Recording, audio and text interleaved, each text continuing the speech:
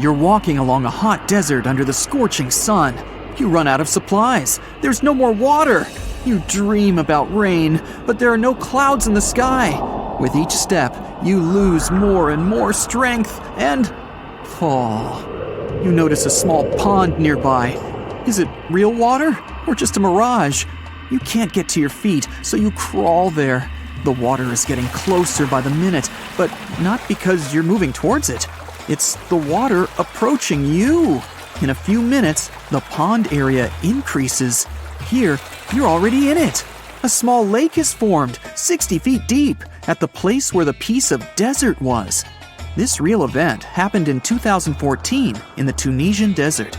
No one knows exactly on what day the lake appeared, since this part of the south of Tunisia is sparsely populated. At first, shepherds passing by saw the lake and didn't believe their eyes. In the next few hours, hundreds of locals came running to the place. They began to swim, jumping into the water from the surrounding rocks. But a few days later, something strange happened to the lake. In the beginning, it was a crystal clear turquoise blue color, but then it turned dark green. People didn't attach any importance to this and continued to swim. They shouldn't have done that. The scientists and geologists arrived and immediately announced that it wasn't safe to swim in the lake. Muddy green water means the lake is stagnating. It's not refreshed, it's not fed by underground springs. Now the lake is filled with algae and a lot of harmful bacteria that can cause serious diseases. They also found out that this region of Tunisia is filled with huge deposits of phosphate. This substance can disintegrate and leave radioactive traces. The lake can be carcinogenic, toxic, and hazardous for any living organism. But people didn't worry about this too much. They walk in the middle of the desert, while the sun heats the air to 104 degrees Fahrenheit. Most of them are unlikely to refuse to jump into cool water, despite the warnings of scientists. Until now, no one knows exactly the reason for the appearance of the lake. Some scientists believe the lake was formed because of heavy rains. The lake is surrounded by rocks and is located inside a canyon. The water could just accumulate after each storm. Some geologists think an earthquake was the cause of the lake. A small seismic activity provoked the rupture of the Earth's rock above the water table, and through this hole, all the water splashed out. And if this theory is correct, then the lake can be pulled back underground through cracks. This is the same as when you pull the plug out of a drain hole in a filled bathtub. Any small earthquake is like pulling the plug out. Therefore, if you find yourself in these places, don't swim in this radioactive lake. We're going to the Caribbean Islands region. Among the clear blue sea, you can find a unique lake. It's located on one of the paradisical islands. You may not even notice the lake right away.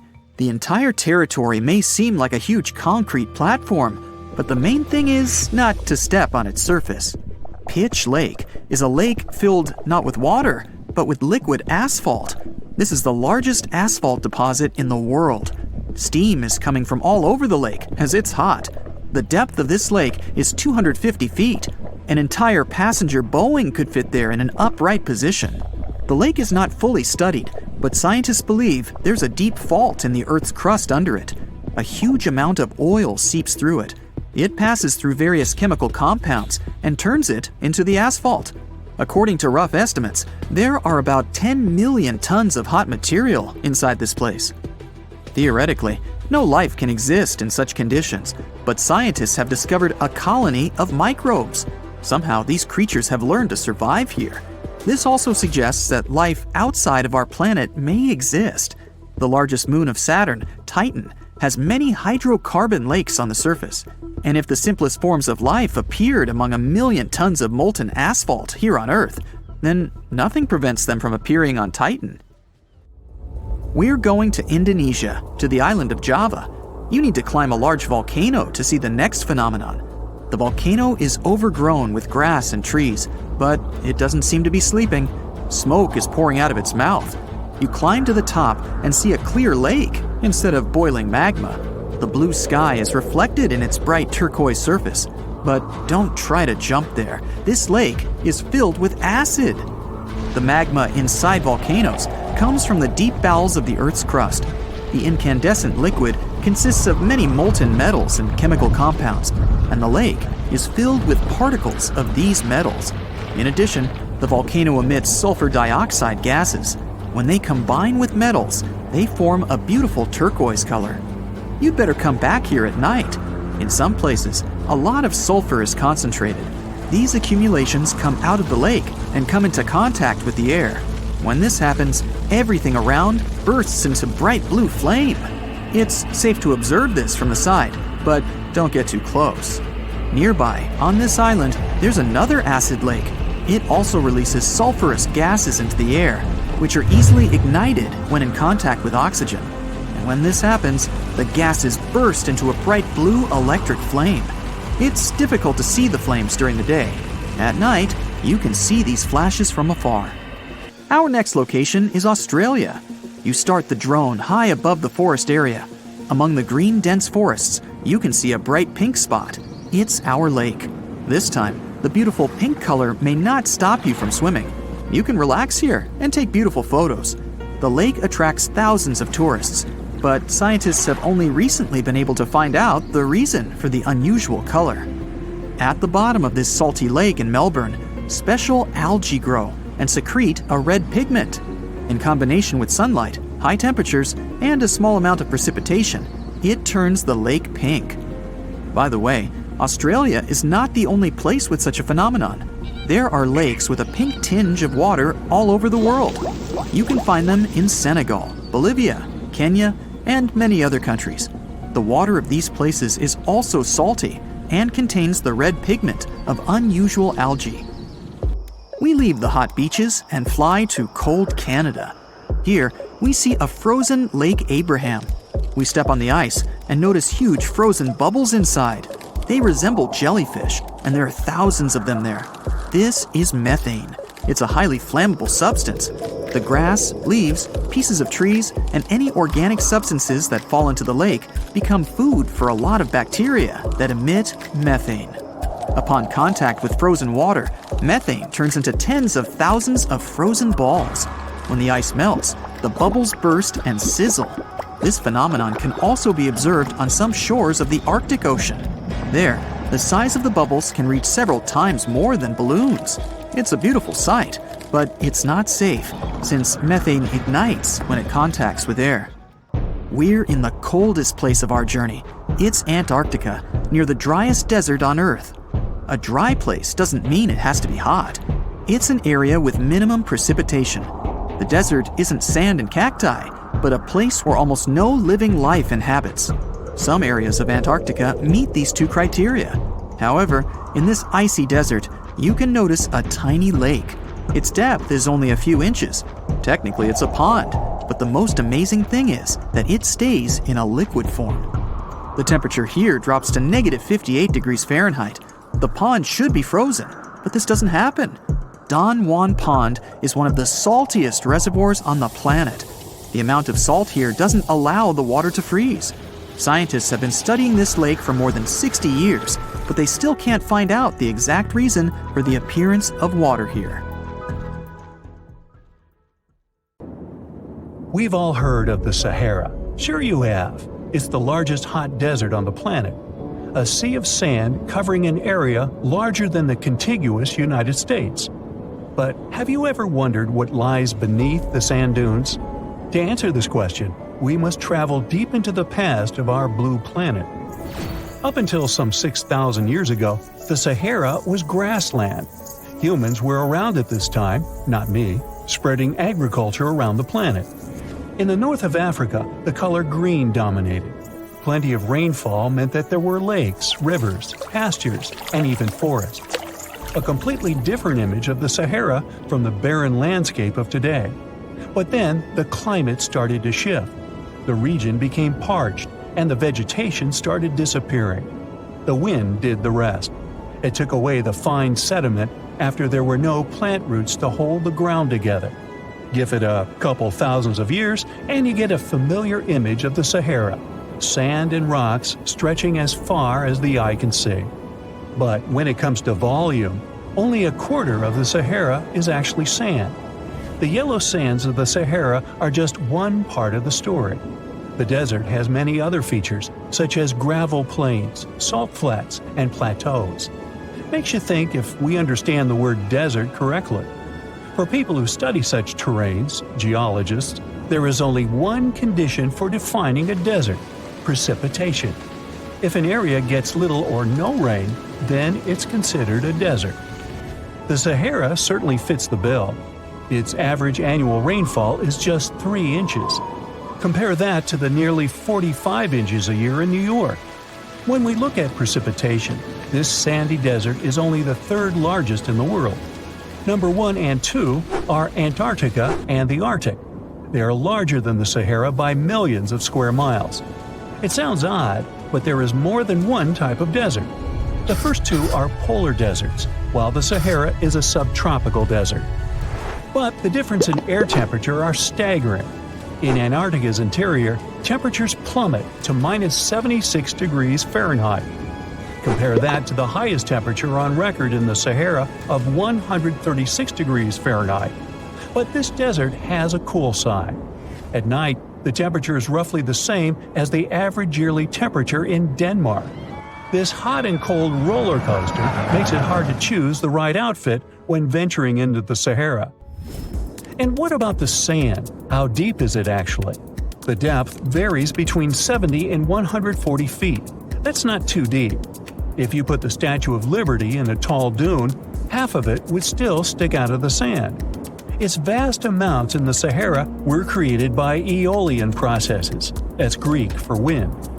Over time, it blows and shapes the surface of the earth.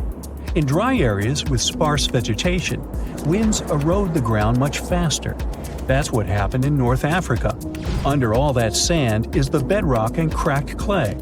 If you started digging, you would find the same everywhere on the planet, with one important difference. There is some type of soil covering the bedrock. This is not the case in the Sahara. Because of the arid climate and a lack of vegetation, sand covers the ground below. Over the course of thousands of years, a lot of interesting finds ended up in the desert sand. For example, there are petrified tree trunks. These are essentially preserved prehistoric trees. They date back to the time when the region was lush green. In some places, the trees of this fossilized forest are at least 65 feet tall.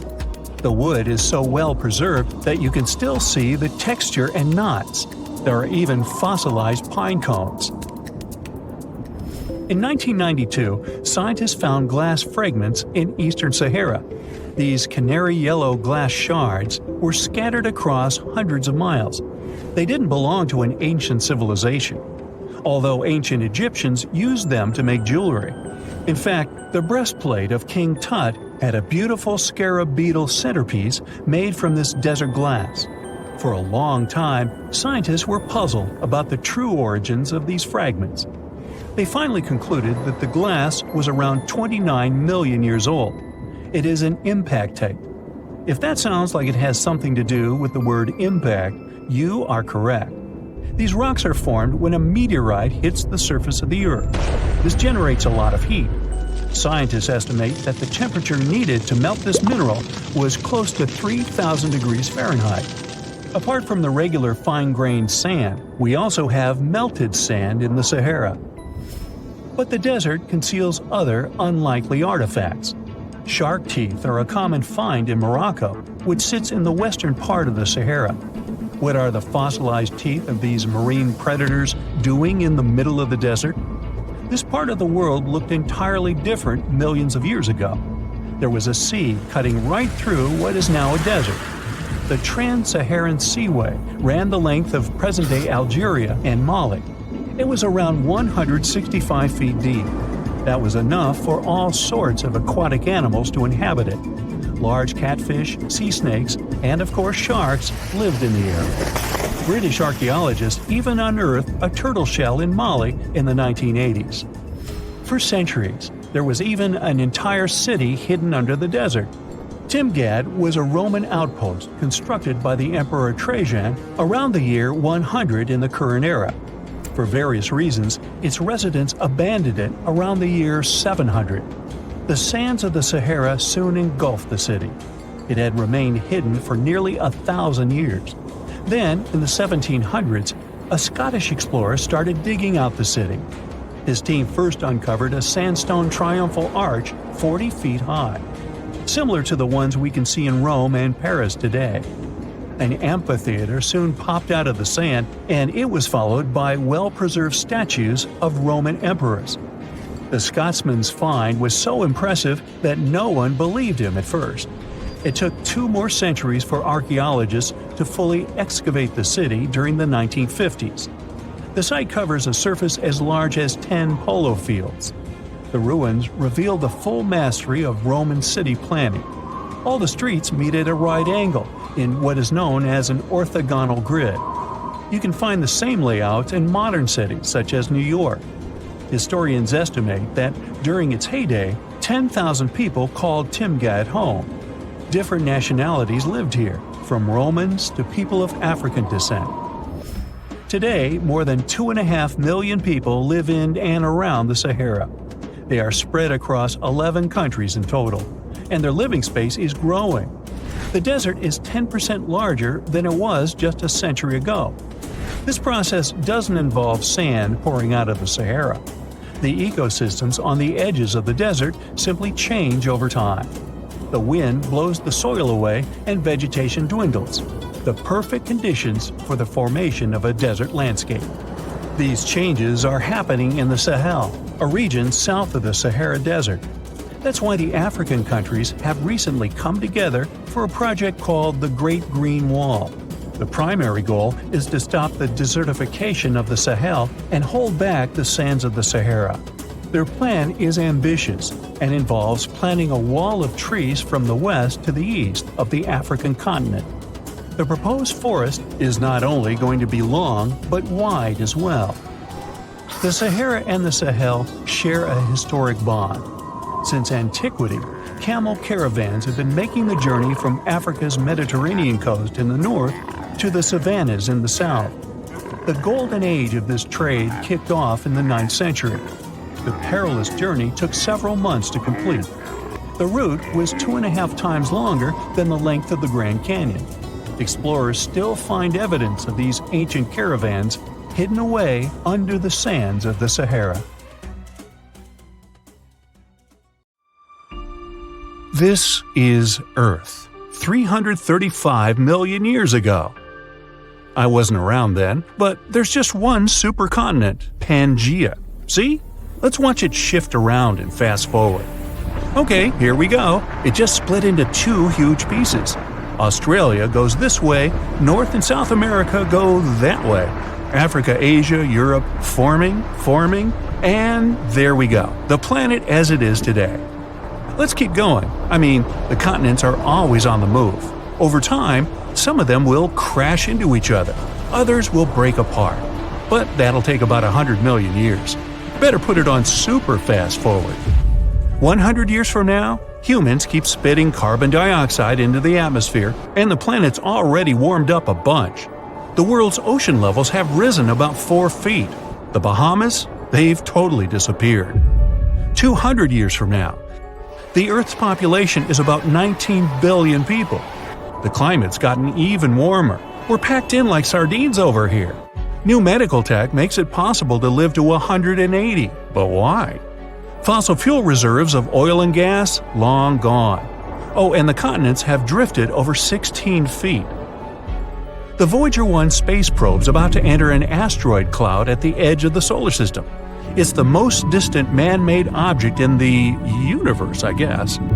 1,000 years from now, thanks to better quality food, humans are now 7 feet tall on average. Technology solved the pollution and fuel shortage problem. Humanity's doing just fine. Robots do all the work, we just play around all day. Ocean levels have crept up another 10 feet. Islands like the Seychelles, Maldives, Galapagos, and many others have gone underwater. Denmark, the Netherlands, Eastern England, Thailand, and Vietnam are only partially underwater. There's been a huge human migration these last 100 years. Fast forward about 5,000 more years, and it's the year 8113. Humanity's getting ready to open the crypt of civilization. It's a hermetically sealed room in Georgia, in the States. That Georgia. It was created in 1940, and it's full of about 800 books on microfilm, recordings of famous people's voices. It's also filled with bits of technology from that time, like a toaster, a radio, and a typewriter. Some awesome people created the crypt of civilization in case humans experienced a major catastrophe in the distant future and had to rebuild civilization from scratch. We'd all go back to using typewriters. 15,000 years from now, our planet has changed its tilt, and the Sahara Desert is now a tropical paradise. Years of rain turn the dry desert into a wild jungle. 30,000 years from now, the Voyager 1 space probe has finally left the asteroid cloud at the edge of our solar system. If it doesn't collide with anything, it'll be flying in the dark, wide-open outer space for a very long time. 50,000 years from now, the climate's changing a lot. The temperature on Earth is beginning to drop, and we are approaching the beginning of a new ice age. The radio signal with a special "Hello, all you aliens out there" message sent into space in 1974 has reached its destination. The message contained the human number system and data about our DNA and our solar system. If there was someone on the other end to receive this signal, we might have a response from them. 100,000 years from now, one of the largest known stars in our galaxy, Canis Majoris, explodes with enormous force. The explosion of this supernova can be seen from Earth, even during the day, and the nights are much brighter because of the new strong glow in the night sky. What's new on Earth?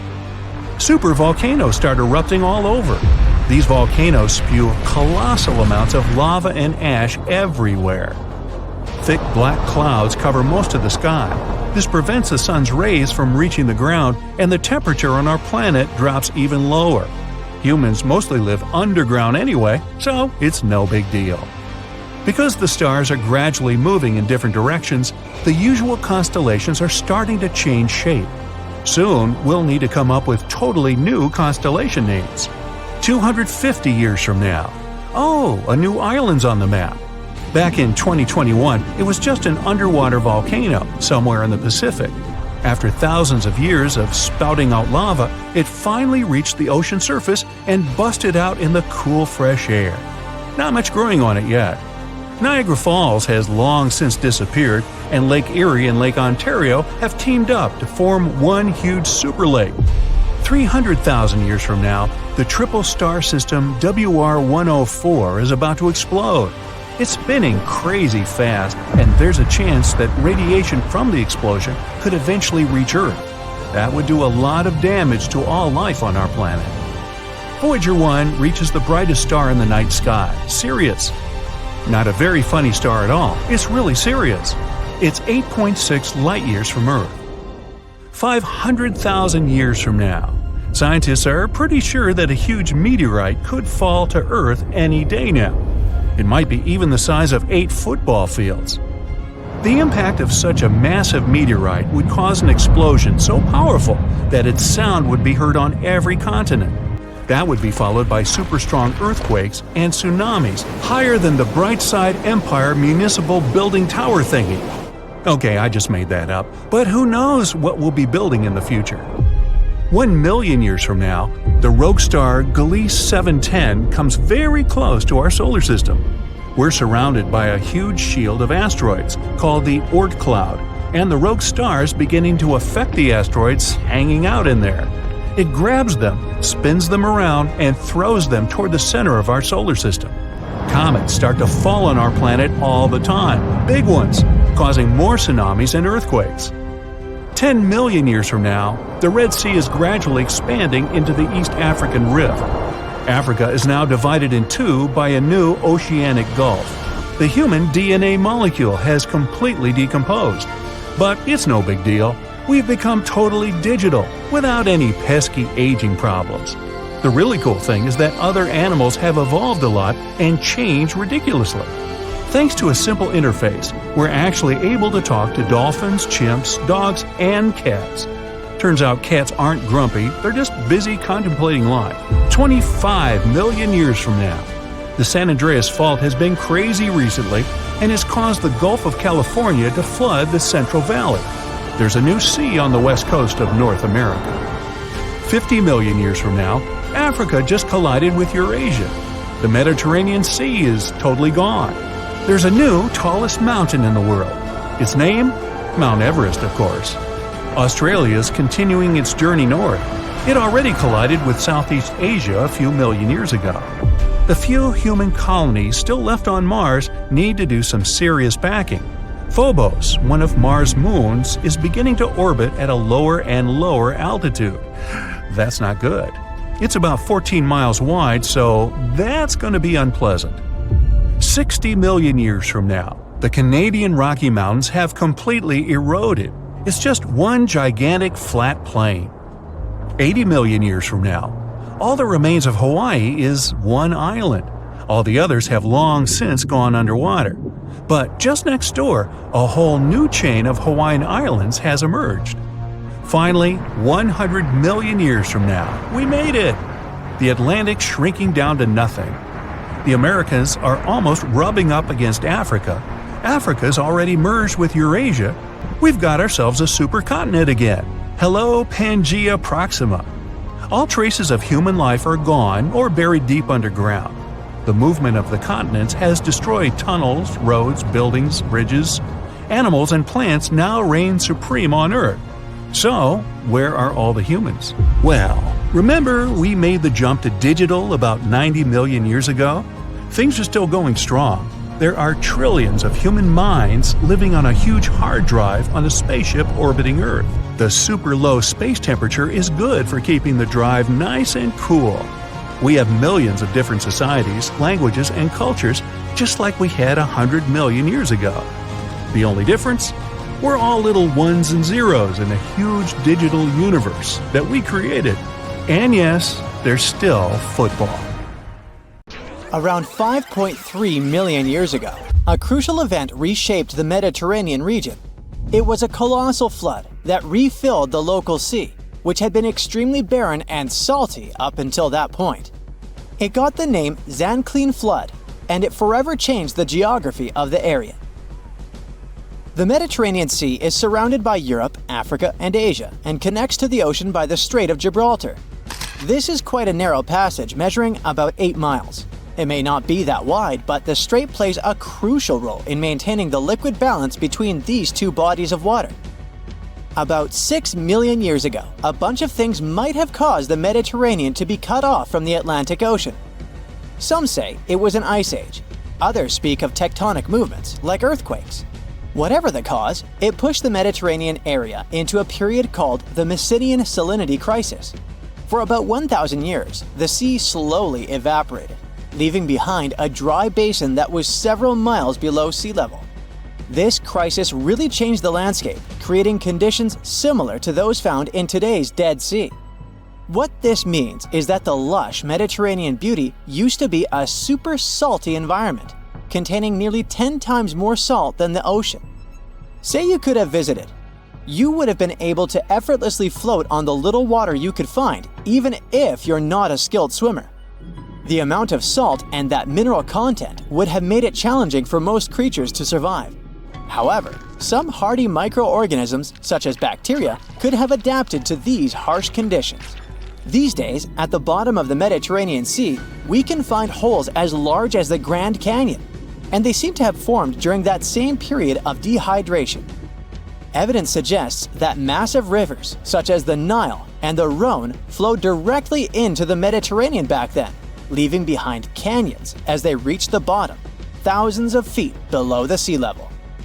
People had to find some sort of explanation back in the day for the drying of the Mediterranean, so they came up with myths and legends. One such tale was told by the people of southern Iberia, in modern-day Spain and Portugal. It was also recounted by a famous Roman writer called Pliny the Elder. What this legend said was that the Mediterranean used to be cut out from the ocean until the hero Hercules, with his mighty sword, carved a path. He did so between a fictional location in modern-day Africa and the Rock of Gibraltar. This allowed the ocean waters to flow in, transforming the Mediterranean into what we know today. Some fossils also seem to confirm the unusually large flood. Remains of marine organisms were found in layers high above current sea levels. This means the areas were once submerged underwater. These fossils belong to mollusks, fish, and marine mammals. Because of modern techniques, we now have at least an estimated timing of the Zanclean flood. Scientists used computer simulations to reconstruct the event, providing further evidence that it was real. What they also discovered is that there's a possibility the Mediterranean might change once more. The Strait of Gibraltar could close, most likely because of movements deep under the ground. This could lead to the Mediterranean becoming dry again, over a span of about 1,000 years. The Mediterranean area could disappear altogether if the African continent keeps shifting north too, getting closer to Europe. Another one of those famous yet still a bit hypothetical large floods is called the Black Sea Deluge theory. Some scientists think that around 8,400 years ago, water from the Mediterranean might have spilled over into the Black Sea through a narrow passage called the Bosporus Strait. This could have caused a massive disaster, forcing people living near the Black Sea to pack up their things and move further inside the continent, in both Europe and Asia. Along with them, they might have carried stories about this colossal flood. The specialist that came up with this idea also suggested that these migrating people might have brought along new ways of farming. Not everyone from the scientific community is convinced, though. Some argue that while there might have been a flood, it likely happened earlier and was way smaller. They didn't think this flood could have caused, for example, the story of Noah's Ark. In this legend, a spiritual man was warned by a higher entity that a giant flood was on its way. The man went to gather pairs of animals and pack them all in a boat to make sure these species would survive the devastating flood. There was also the concern among scholars that discussing real floods and ancient stories too much might blur the lines between science and fiction. There may be other reasons why these flood stories are so often found across different cultures all over our planet. One idea is that floods were incredibly destructive for early farmers, so they invented myths about them signaling the end of the world. Another idea is that people stumbled upon ancient sea creature fossils in unusual places, leading them to believe there was a significant flood in the past. The solution to future floods, though, might be floating cities. As sea levels continue to rise, coastal cities like Amsterdam, New Orleans, and Venice may go under. So, floating infrastructure may be the way to go, with buildings that can rise with the water levels, making them able to resist extreme weather too. Countries like the Netherlands, which have a history of managing water risks, are pioneering these floating creations. With cities running out of space for expansion, we might be forced to move on water anyway. By moving on the water, we can reduce crowding and create more interesting ways to feed ourselves, like floating gardens. These homes also come with great alternatives to our energy needs through systems that use solar and wind power. Not to mention that these homes might turn out to be cheaper in the long run. One such floating city might pop up soon in the Maldives. Its goal is to host up to 20,000 people and will feature places to live and eat, but also shops and schools. Designed to look like coral, the region will include canals placed between some 5,000 floating pieces of land. The city will be constructed using modular units, put together in a construction site nearby. After they're completed, they'll be towed to the floating city. The next step is to secure them to a large underwater concrete hull, which is screwed tightly to the seabed on some steel stilts. All these pieces of construction let the modular units easily move as naturally as the sea.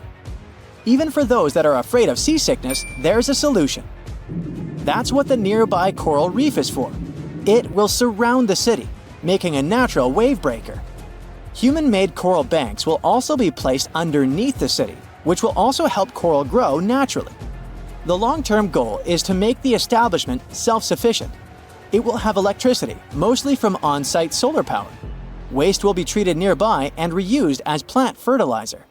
Instead of air conditioning, the city will use deep-sea water cooling. This method pumps cold water from the deep sea to cool the area, saving energy. Earth is not the only planet that's seen some serious floods.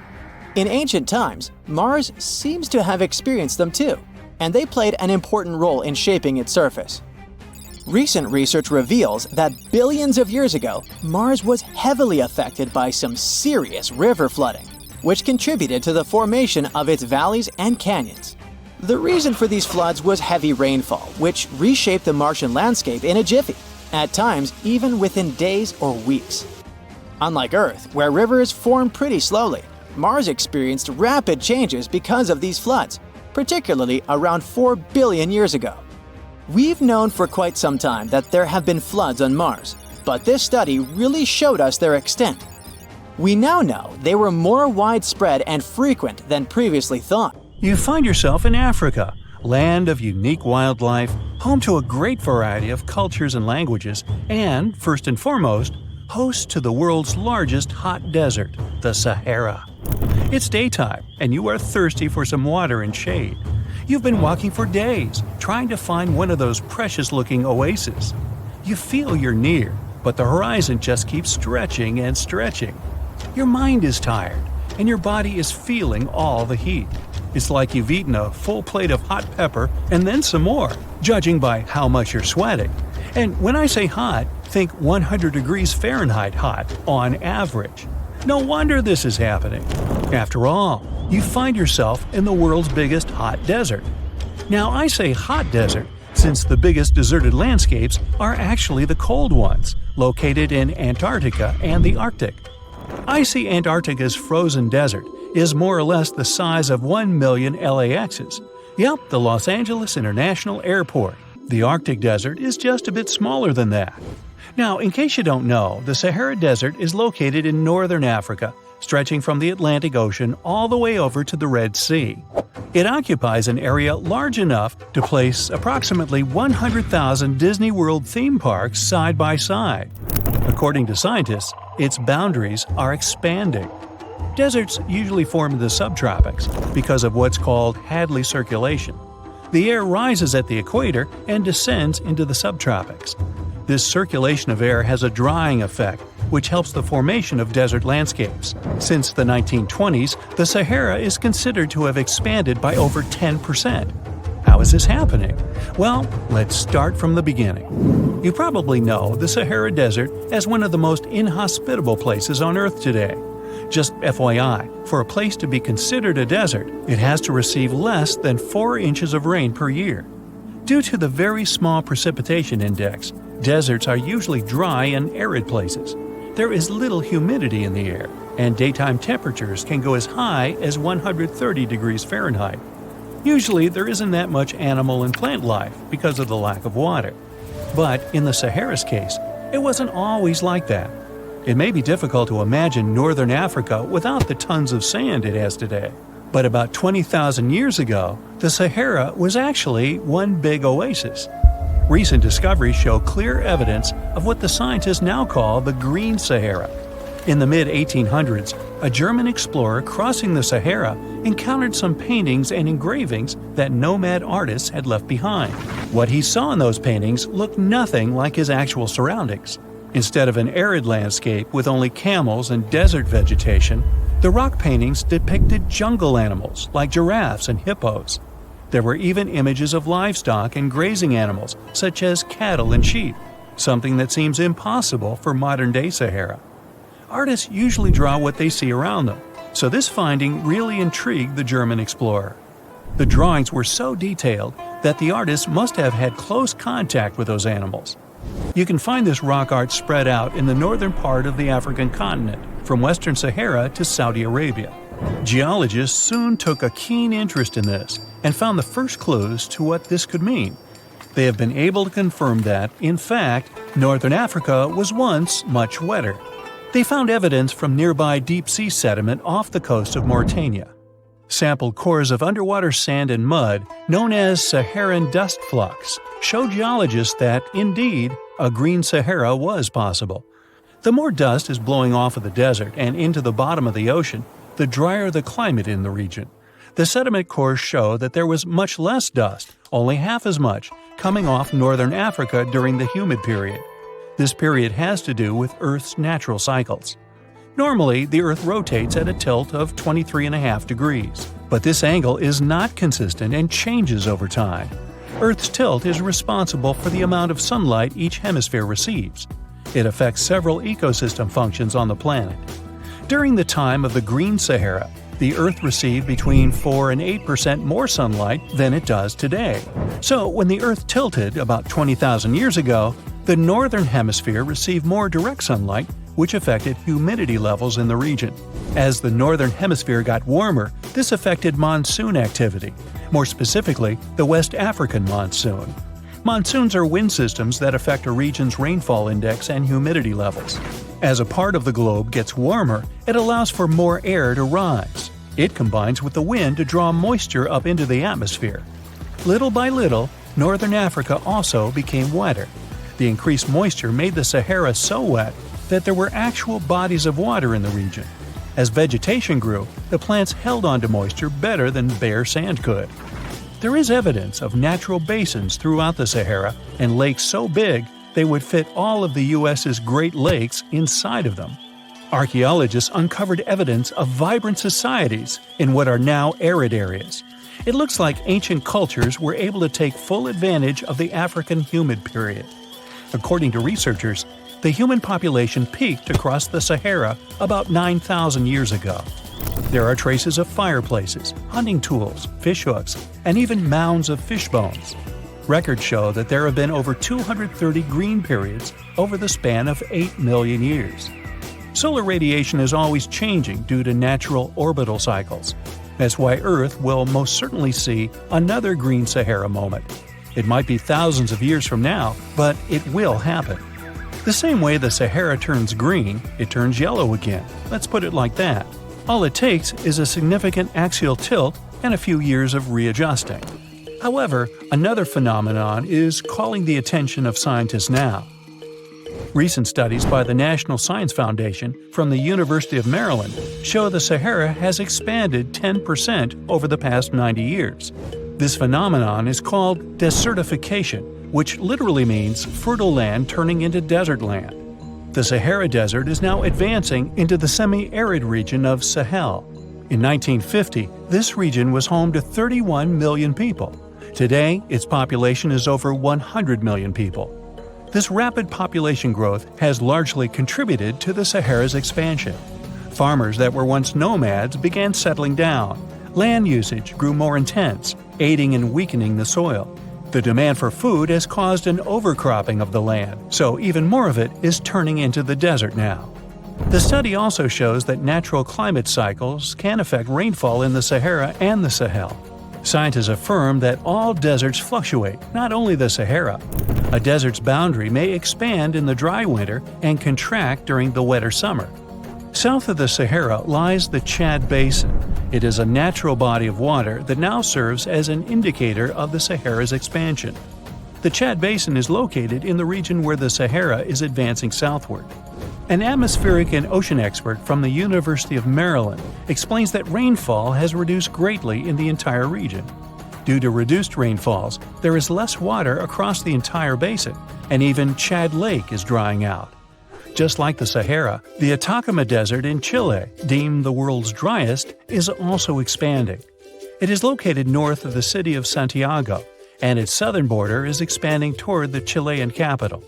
Because the climate is getting drier and drier here, the city of Santiago risks turning into an arid or semi-arid region itself. The once fertile valleys of local rivers that lived on agriculture and livestock for many generations are losing their revenues as Chilean land is turning into a desert. Since 2010, Santiago has received only a third of its annual rainfall. Outside of the city, farmers are digging holes in search of blue gold, or simply put, water. The situation here is very similar to that of Sahel. So tell me this. Were you as surprised as I was to find out what has been happening in the Sahara region? Feel free to share in the comments below. Doggerland? No, it's not a country of dogs, as you probably first thought. It's a land the size of Great Britain in the north of Europe. But don't bother trying to find it on the map of the old continent. Your search will come back empty. Doggerland hasn't existed for thousands of years. But where was it exactly? And did humans live here? Scientists are doing their best to answer these questions. Let's start with the name. In the 1990s, a British archaeologist named the area Doggerland after Dogger Bank, a sandbank some 60 miles off the east coast of England. The word probably comes from Dutch. It was used for a fishing boat with 2 masts. Makes sense, since today, the North Sea is a rich fishing area. But thousands of years ago, people living here had a different diet. Some 12,000 years ago, the last major ice age was slowly reaching its end. Doggerland didn't feature seawater, but marshlands, lagoons, forests, and gently sloping hills. At that time, Britain and Ireland weren't islands. They sat deep inland. You could set off in Denmark and walk all the way to the north of Scotland. There was a system of rivers that emptied themselves in the North Sea. Back then, it was more of a channel that separated Doggerland from Norway. The rivers were different too. The Thames flowed into the Rhine. The ancient river they formed flowed into the place of today's English Channel and emptied itself into the Atlantic Ocean. Doggerland even featured a lake. There were some glaciers as well, but the land was still inhabitable. So who lived there? There were communities of hunter-gatherers from the Middle Stone Age. This was the time of human history when our ancestors mastered chipped stone tools. They used these stones with sharp edges for spears and arrowheads. This came in handy at Doggerland, which was the richest hunting area in all of Europe. It could have easily been the most populated region in the northwestern part of the continent. The hunters' prey likely consisted of reindeer, mammoths, oxen, wild pigs, brown bears, wolves, and many other species. In short, nobody went hungry here. Meat wasn't the only thing on the menu. Ancient residents of Doggerland collected hazelnuts and berries. They lived in wooden huts. They built them close to rivers, and they even constructed their settlements on hills. Remember Dogger Bank? It now sits underwater, but it used to be a mountainous region. Doggerland must have been prime real estate in prehistoric times. Its total surface area was over 18,000 miles, but things were about to go under, literally. The last ice age was ending. All the water trapped in glaciers and ice sheets started to melt. You experience this process firsthand every time you order a cold drink. Even if you drink it bottoms up, after a while, the glass is full again. Why? Because the ice cubes have melted. Think of Doggerland as that glass. The sea levels started rising quickly. Every century, the sea flooded from 3 to 6 feet of dry land. Just imagine what this would mean today. Miami's elevation is just over 6 feet. The city would be flooded in less than 100 years. But there was one event that speeded things up. The Storegga slides were a series of submarine landslides in the Norwegian Sea thousands of years ago. And what happens when huge chunks of Earth shift suddenly underwater? Gigantic waves. You probably know what a tsunami is. Doggerland was likely pounded by several of them. They were so powerful that researchers believe they washed away Great Britain's land bridge to the rest of the continent. All that was left of Doggerland was an island the size of Wales. Scientists estimate that the waves of this ancient tsunami were at least 40 feet high. Some 6,000 years ago, Doggerlanders were on the move. They were migrating to higher grounds, England and the Netherlands in their case. The ironic part is that when we literally translate the name of the country of Netherlands into English, we get lower lands. But thousands of years ago, this was higher ground for hunter-gatherers escaping the flood. Once it was all over, the continent of Europe got the shape we easily recognize today. But Doggerland was nowhere to be seen. It's been sitting under the waves of the North Sea for 8,200 years. Does the idea of Doggerland remind you of a more famous case of a submerged land? The lost city of Atlantis comes straight to mind. But there is an important difference. Atlantis is only a legend. Everything we know about it comes from the writings of the Greek philosopher Plato. Scientists have been searching for Atlantis for a long time. And, up to this day, they can't even agree where exactly it was. Theories range from the Mediterranean to even Antarctica. Doggerland is not a myth. Everything science knows about this lost land comes from hard evidence. In 1931, a fishing boat was doing its thing off the coast of Norfolk in England.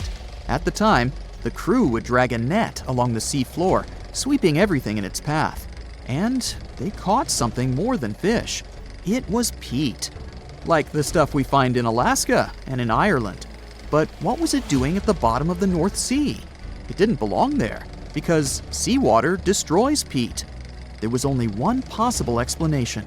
The area must have been dry land at some point in history. The final proof was that the peat contained a harpoon spear point, a sure sign of human activity. The idea wasn't new, though. Since the Middle Ages, there has been talk of submerged land with underwater forests. In 1913, a British geologist came forward with the idea of an undersea world in this part of Europe. Scientific evidence kept piling up. Local fishermen started pulling out human-made tools and animal bones. Researchers dated them to be around 9,000 years old. But the deep, murky waters of the North Sea made it impossible to send down divers. One archaeologist noted that they knew more about the surface of the moon than what lay at the bottom of this relatively shallow sea. The discovery of oil in the area in the 1960s was a real game changer. Companies from the industry provided seismic survey data to scientists. This helped them piece together the full image of what Doggerland used to look like. Computer models soon produced images of river valleys, coastlines, freshwater lakes, and hills. There are even footprints of nomadic tribes preserved on the sea floor. Today, marine biologists are using magnetic fields to map out this lost underwater world. But Doggerland isn't the only place on Earth that went under the waves. Beringia is another lost world of global importance. This used to be a land bridge between Asia and North America. It got its name from the Bering Strait. It is 53 miles wide at its narrowest point. But until the end of the last ice age, this was dry land that our human ancestors called home. Genetic evidence shows that Native Americans lived in Beringia for some 15,000 years. If you want to imagine what this land looked like, think of present-day Arctic Alaska. It was a shrub tundra. There were also small willows and birches. Sorry, no woolly mammoths.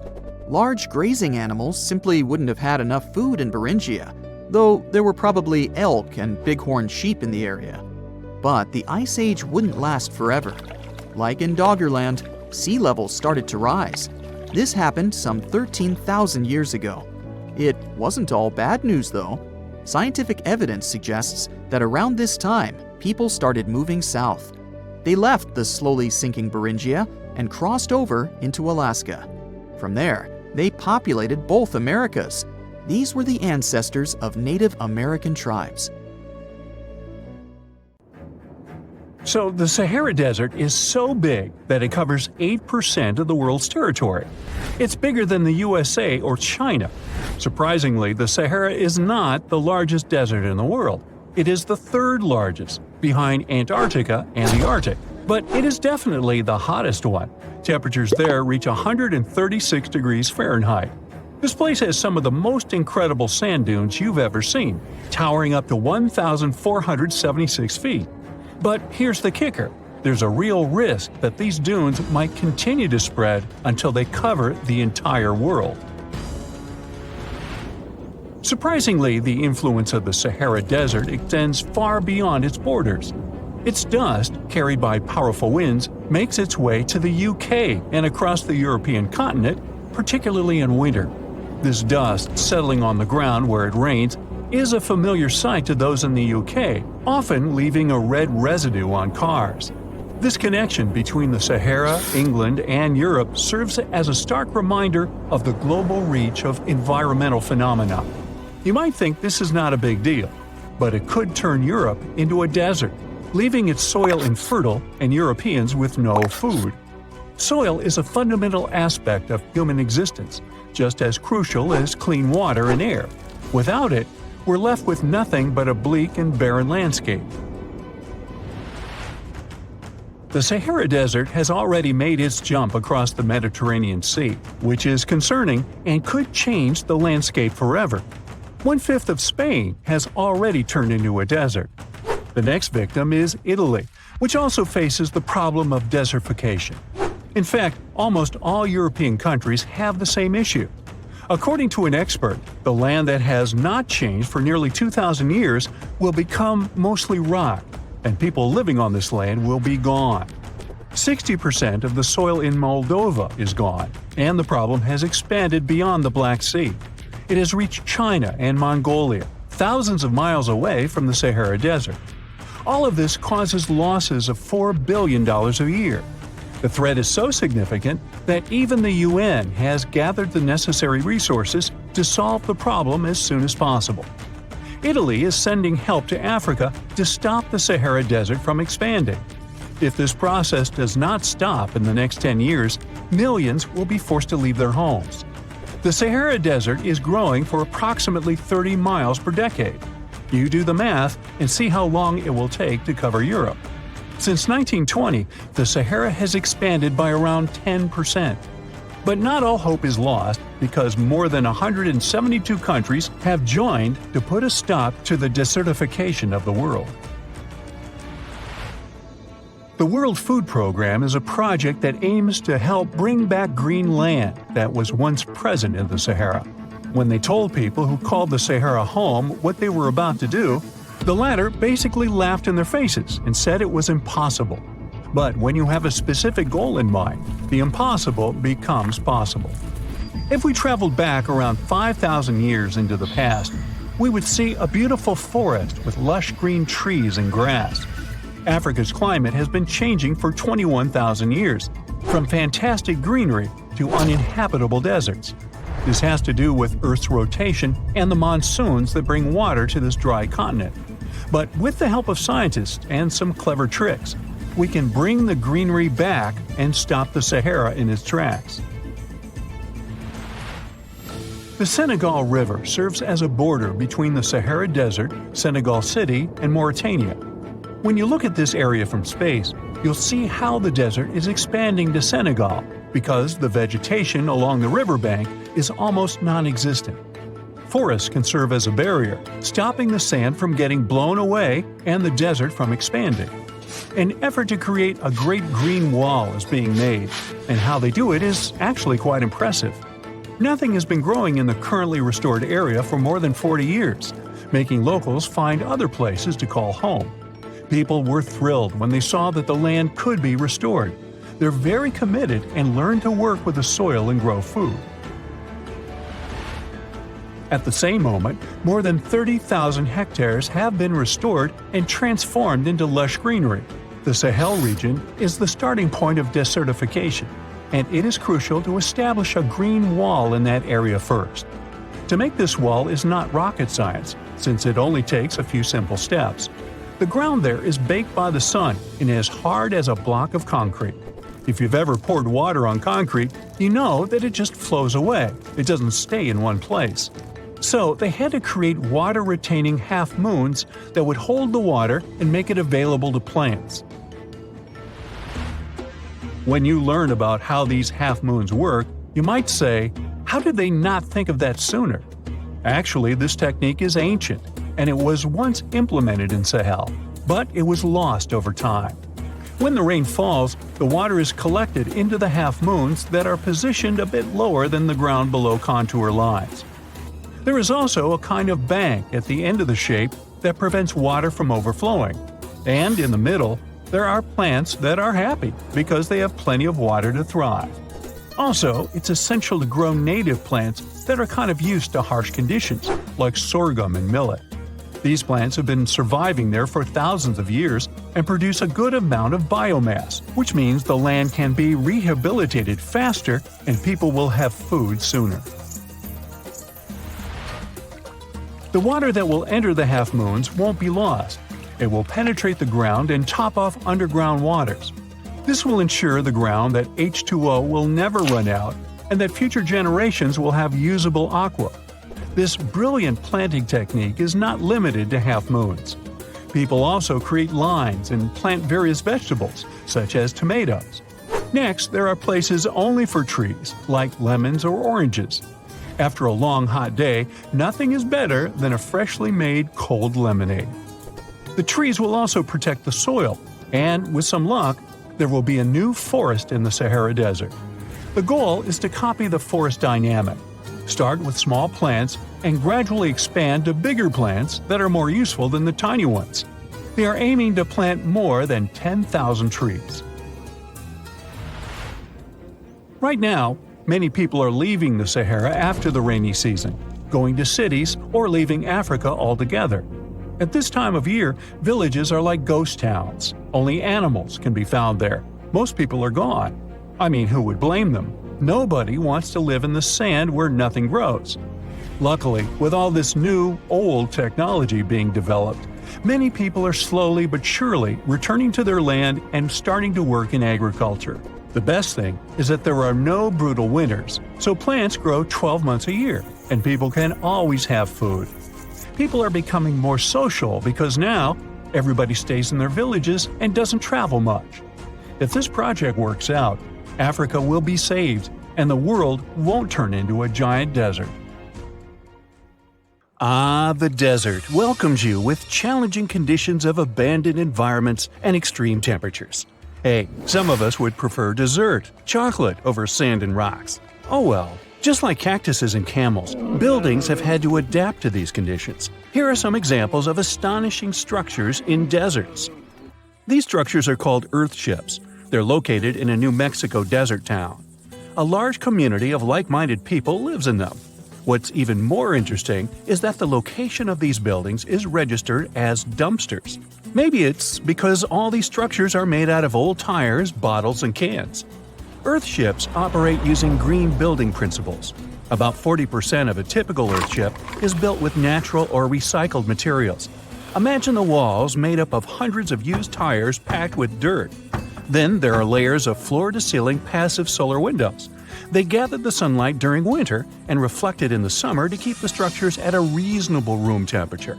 You can see plants in corridors and glass bottles or aluminum cans stuffed inside walls. Certainly a distinct house in many ways. Mike Reynolds is an architect who noticed the alarming waste and consumption levels in the 1970s. He designed a fully sustainable home out of cans back then.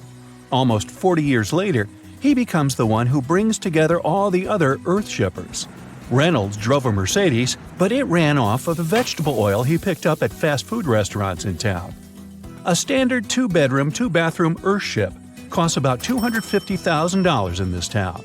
Yet there are earthships like Dobson House that can cost as much as $1.5 million. If you do it yourself, with family and friends, you can eliminate the cost of labor, and it becomes relatively less expensive. Let's assume you're really going to build one. Where can it be? Well, anywhere. Earthships currently fit in the cold, dry air of Canada, as well as the hot and humid climate of Haiti. This is the Mirage Mirror House. It's an installation set in the Southern California desert.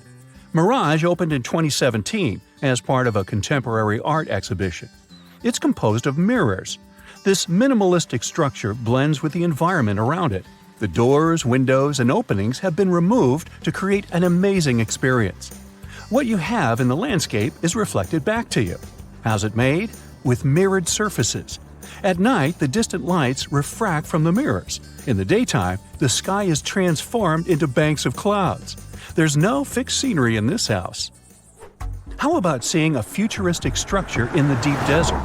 Architects designed a concept home that pairs perfectly with Elon Musk's Cybertruck. The house has a post-apocalyptic theme. I mean, when I say post-apocalyptic, it's because I can't say it. Anyway, the house is designed to survive in a disaster scenario. The cyber house has steel gates, the windows are armored, and the exterior walls are made out of super strong material. Modern house is controlled by an autonomous geothermal heat pump. To put it in less sci-fi terms, you can keep the internal temperature steady. This sleek house has an entrance that can fit the Cybertruck. After all, it's inspired by it in the first place. Plus, the Cybertruck can be lifted to the second floor to be more secure. This is King Abdullah Petroleum Studies and Research Center in Saudi Arabia. Basically, it's a laboratory in a desert. It was designed to demand minimum energy. The architecture has patterns on the walls and ceilings, giving reference to the local tradition of geometric form. The next stop is Swartberg House in South Africa. This one is located near the Swartberg Mountains, but don't get too excited. It's on the edge of the Great Karoo Desert. It's a 4-bedroom apartment. It has a special temperature regulating system. The system works like a shield from the heat in the summer and as a sun trap in the winter. You're looking at the Grand Mosque of Djenné in Mali. This mosque is 52 feet tall. This is impressive because it's made of only sticks and a special mix of mud and other natural elements found in the desert. Petra is an ancient city hidden in the Jordan Desert. The structures are carved directly into red, white, and pink-colored sandstone cliff faces. It's located among the canyons and mountains near the desert. The place was a trade center many years ago. You might already see pictures of the impressive facade of the treasury. This structure still holds many mysteries in it. For starters, scientists can't explain how the Nabateans managed to create such a structure thousands of years ago. Did you know that there's another mysterious place in the middle of the desert that has a similar structure to Petra? Median Saleh was like a second capital of the Nabatean kingdom. Yet another secret they left for us to decipher. It has over 100 decorated tombs and more than 1,000 non-monumental graves. Plus, inscriptions and cave drawings are also here, again surrounded by sandstone. This wooden shack was a post office once. The structure is in the Tengger Desert of Mongolia. It's surrounded by nothing. Sand is the only thing that accompanies the lonely structure. The building is only 23 square inches. As you can guess, it didn't get too many visitors. It was abandoned for over 35 years. Its fate changed one day when a woman discovered the building. Mrs. Zhang and her friend came up with an idea. They were going to reach businesses and people who wanted to send letters and postcards from the world's loneliest post office without actually visiting the place. It worked. The post office rarely gets visitors in place, but it's busy online. Over 20,000 letters and postcards were sent from the Desert Post Office in December 2021 alone. The place is about 6 miles off the nearest road. A post truck picks the letters up and hits the road for delivery. Eventually, they are shipped all over the world.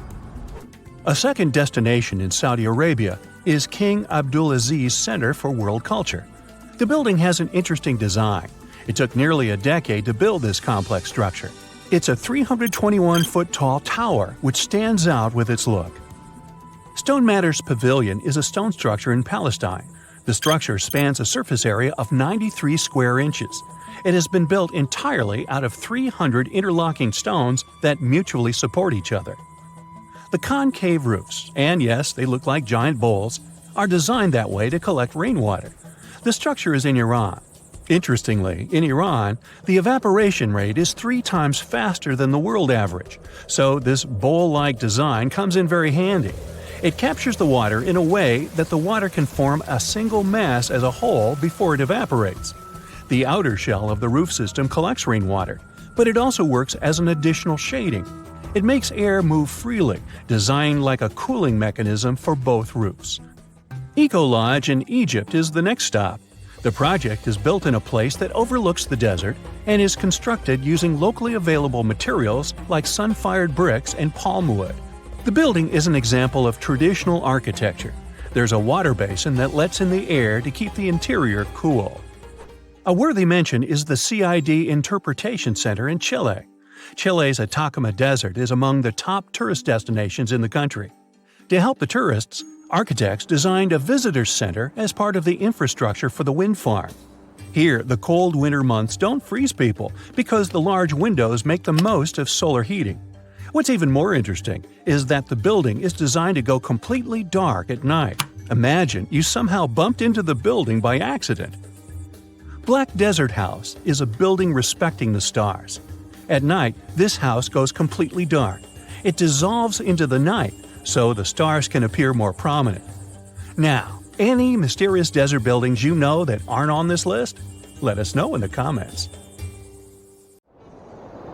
In November 1922, a boy walked through the desert mountains of Egypt and discovered some ancient steps carved into the rock. Subsequently, this find became one of the world's largest and most significant archaeological discoveries. This step was part of Tutankhamun's untouched tomb. Archaeologists found about 5,000 ancient objects, including jewelry, fabrics, painted vases, and funeral masks. You've probably seen one of them. It has become one of the most recognizable attributes of ancient Egypt. More than 100 years have passed since then, and now humanity has finally become close to another large-scale discovery, the tomb of Cleopatra. This queen was the last active ruler of the Ptolemaic Kingdom of Egypt, who sat on the throne from 51 to 30 BCE. There are many ancient records about Cleopatra, her reign, and her unusual personality, but until now, no one has discovered the secrets about her passing away in the burial place. So, one archaeologist, Dr. Kathleen Martinez, has been studying ancient records and temples around Alexandria for decades, and concluded that the tomb of the queen should be located under the ancient city of Taposiris Magna, founded in 280 BCE. It was a big city on the northern coast of Egypt, where tens of thousands of people were engaged in trade and industry, and it seems that Dr. Martinez's guesses turned out to be correct. She and a group of archaeologists have discovered a secret underground tunnel near Alexandria, with a length of about 0.8 miles. It was cut into the rock under Taposiris Magna's temple. During further excavations, they found many things that indicate Cleopatra's tomb lies in the tunnel's depths. It's also possible that she is buried there together with the Roman commander, Mark Antony. According to ancient records, Cleopatra and Mark Antony loved each other and together opposed the Roman Senate, which declared Antony a traitor. The fact that natural disasters have occurred on the territory of Taposiris Magna for thousands of years can complicate the excavations. Earthquakes and floods destroyed the city and possibly flooded its underground tunnels. But archaeologists hope the ancient tomb remains untouched, and that it hides many treasures and records about the royal life of ancient Egypt during the reign of the last dynasty. There's a chance that excavations will go underwater and in the mud. This will require much time and funding, but archaeologists are sure it's worth it. Anyway, it's too early to say that Cleopatra is really buried there, but scientists have found many things in the tunnel that confirm this, including clay pots, dozens of coins with the image of Cleopatra and Alexander the Great, as well as a bust with the image of the Egyptian queen. Cleopatra is still one of the most popular personalities in Egypt, on an equal footing with Ramesses III and Tutankhamun.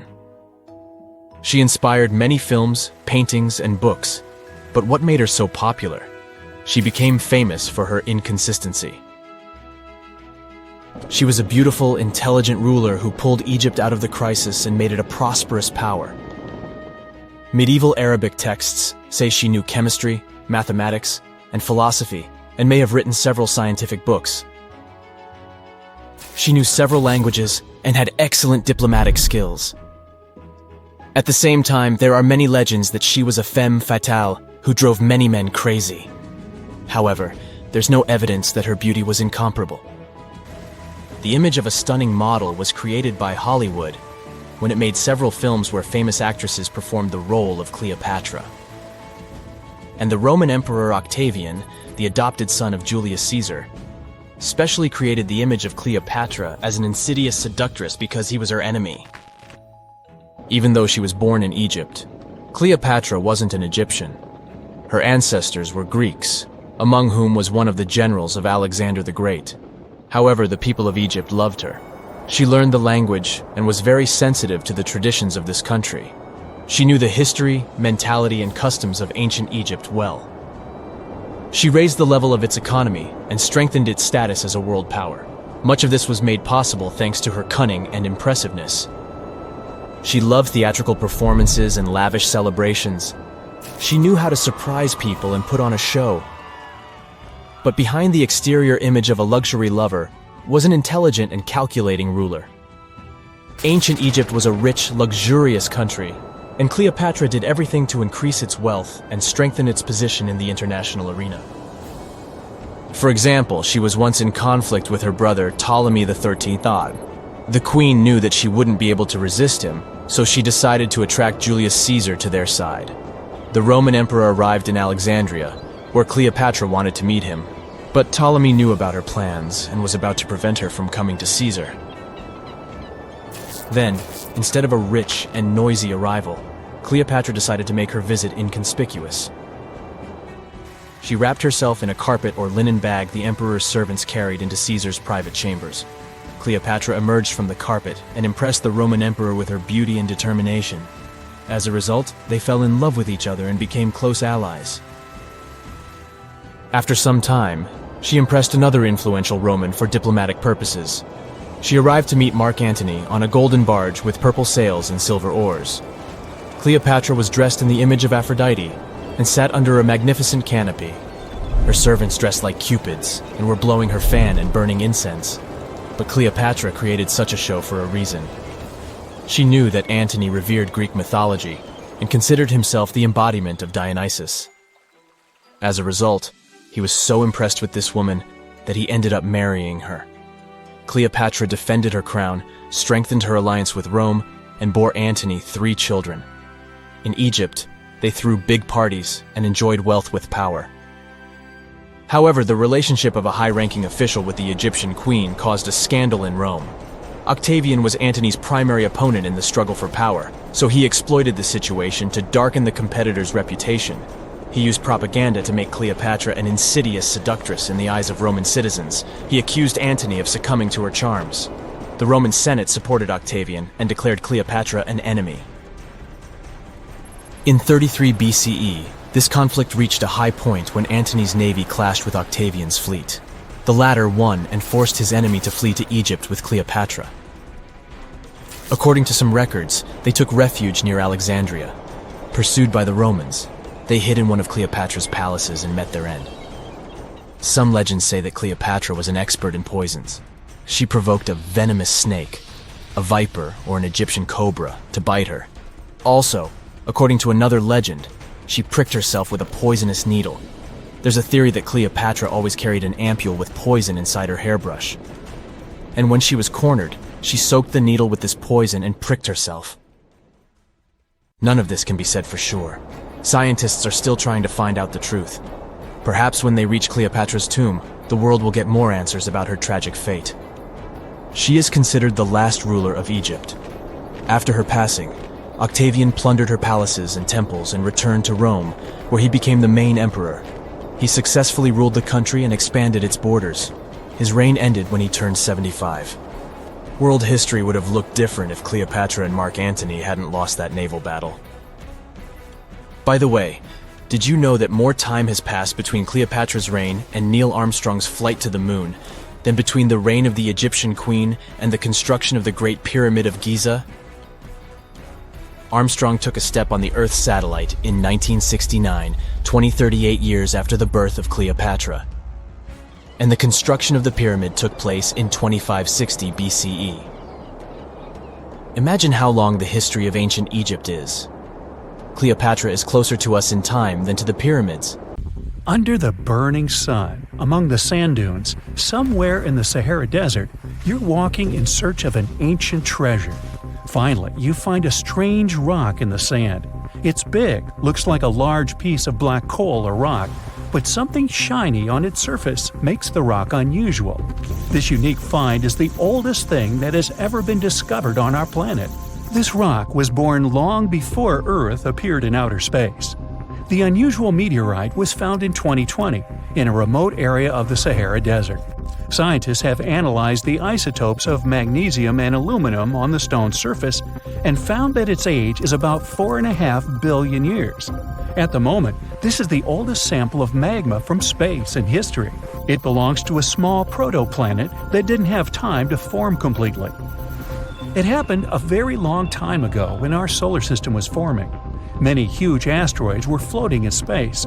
Some of them were formed into huge celestial bodies, which later became planets. The big rocky planets were absorbing the smaller ones.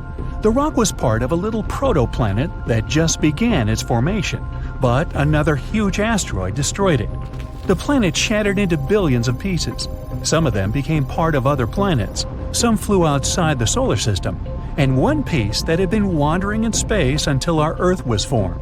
After that, It hit the planet's atmosphere and fell into the territory now known as the Sahara Desert. The rock was discovered in 2020, but the erosion of extraterrestrial rocks shows that it could have fallen much earlier. This ancient thing weighing around 70 pounds has several pieces of different meteorites inside. In simple words, it's a volcanic rock consisting of lava. It has cooled, solidified, and crystallized. That's why you notice the glitter. Scientists hope that further study of the rock will help to learn more about our solar system foundation. The biggest asteroid discovered in the U.S. is the Willamette. Its size is 84 square feet, and its weight is more than 15 tons. This is half the weight of a bus. Several people can fit on the surface of this outer space object. But the coolest thing is that it's not a rock like most meteorites that were found. Willamette is made of nickel and iron. This massive piece of metal was discovered in 1906. Now, the huge rock is kept at the American Museum of Natural History. The largest meteorite ever found is Hoba. It's located in Namibia, and people have never changed its position because it's too heavy. The weight of Hoba is 60 tons. It's heavier than a tank. The next space-related event occurred on February 28 in southwest England. On this day, a huge flash lit up the sky. Then there was a loud crash. Several residents opened the doors of their houses and noticed a black sooty spot on the lawn. They immediately guessed what had happened and reported the discovery to the British Meteorite Observation Network. If you ever find a meteorite, report it to some geological research or space center as soon as possible. The longer a space rock lies on the ground, the faster it loses its value. Rain, dust, snow, wind, scorching sun, all these factors damage the surface of the meteorite. It makes it difficult to study the celestial object. The meteorite found in England looks like coal, but it's way softer and more fragile. It most likely used to contain frozen water. The rock is part of a huge asteroid that plowed through outer space when our solar system hadn't fully formed yet. They found a unique combination of minerals inside the rock. It can help scientists learn more about the origins of the solar system and life on Earth. Now we're heading to Germany, to the small town of Nördlingen. A huge ancient meteorite's hidden here. It's very difficult to notice it unless you know the secret of this town. You're walking along the cozy little streets and looking at the buildings with beautiful architecture. You spend the whole day there and don't find anything that reminds you of a meteorite. To solve the mystery, you need to get out of town. So you climb a high hill and see that the city is located inside a pit. For a long time, locals were sure the house was located in the crater of an extinct volcano. If you look at the houses from a certain angle, you may notice an unusual shining coming from them. In the middle of the 20th century, a group of geologists came here and immediately declared that the crater doesn't look like a volcanic one. The town was built on a huge crater left by a meteorite. The huge celestial body fell here about 15 million years ago. It was so hot that the carbon bubbles inside instantly turned into small diamonds. When people were building this city, they didn't know they were using expensive stones, since the diamonds were hardly visible. The locals never attached importance to the fact that the city walls shine unusually in the sun. Now they believe this place was built from diamonds that had fallen from the sky. Our next stop is in the UK again. This time the rocks are of an earthly origin. The famous Stonehenge. People place circles of rocks here in a certain order. Everyone knows about this archaeological monument, but no one knows the reason for its creation for certain. Another construction built out of mysterious rocks was discovered just 2 miles away. It's called Submerged. It's bigger, heavier, and takes up more space. Each plate here is 15 feet, which is about the height of 2 floors. Once, the stone stood vertically and formed a huge semicircle. But someone pushed the stones over about 4,500 years ago. It was a college prank. No, not really. That's why they couldn't be detected for a long time. Scientists still can't solve the mystery of Submerged, but they believe the standing vertical stones were part of some huge monument. Some other amazing rocks are located in the south of Costa Rica. There are big ones, the size of a human, and there are smaller ones, the size of bowling balls. And they all have a perfectly round shape. These giant rocky spheres were created by people. It must have taken years of polishing using stone tools to get the perfect round shape. These balls are incredibly heavy, but can easily roll like a basketball. All the rocks are of a different age. Some of them were created about 2,500 years ago. Most of them are made of molten volcanic magma. Until now, scientists don't know for what purpose these stones were used. They were found in different parts of Costa Rica, near big cities. It's possible that ancient civilizations installed them specifically to show the greatness of local kings. Also, many experts believe the rocks were used as a tool for studying astronomy. The people who knew their purpose of the rocks had disappeared, and the history of the stones was lost along with them. Let's finish our journey with the coolest archaeological find. You're walking through the desert of Peru and climbing a low hill. You look down and notice the surface of the hill is covered with strange lines. You walk far away and see a huge cat on the hill. Such a drawing is called a geoglyph. Its length is around 120 feet, which is about half the size of a Boeing commercial jet. Archaeologists discovered the giant cat in 2020 and found out that it had been created somewhere between 200 and 100 BCE. This huge drawing is part of a mysterious group of different pictures. In addition to the cat, there are other animals, plants, and fantastic figures. All of them were found in the desert of Peru. The kitten was found by chance. Archaeologists didn't see it at first because natural erosion on the hillside had almost erased the silhouette. Endless hot deserts seem lifeless at first glance. But among these sands, you can meet dangerous and sometimes creepy creatures. Some of them can only cause health problems, but some can stay in your memory forever. Let's get to know them, starting with dangerous ones and finishing with real nightmares. So, you're walking through a desert and see a big teddy bear with open hands. You understand that it's probably a mirage, but still, you come closer. You were right. It's not a plush toy, but a giant cactus. There's something strange about it. Thanks to some strange fluff, the branches resemble the arms of a teddy bear. However, this is not fluff, but thousands of thin needles, and they are the reason you shouldn't come closer. The cactus is called the jumping cholla, or teddy bear cholla. It grows in the desert areas of Arizona and in the northern part of Mexico. Don't worry, this cactus won't attack you, but it will cling to your skin or clothes if you touch it. Such a fur coat protects the cactus from animals, creates shade, and saves it from heat. The lateral branches are the most important parts of the plant as they carry out photosynthesis and accumulate a large amount of moisture inside.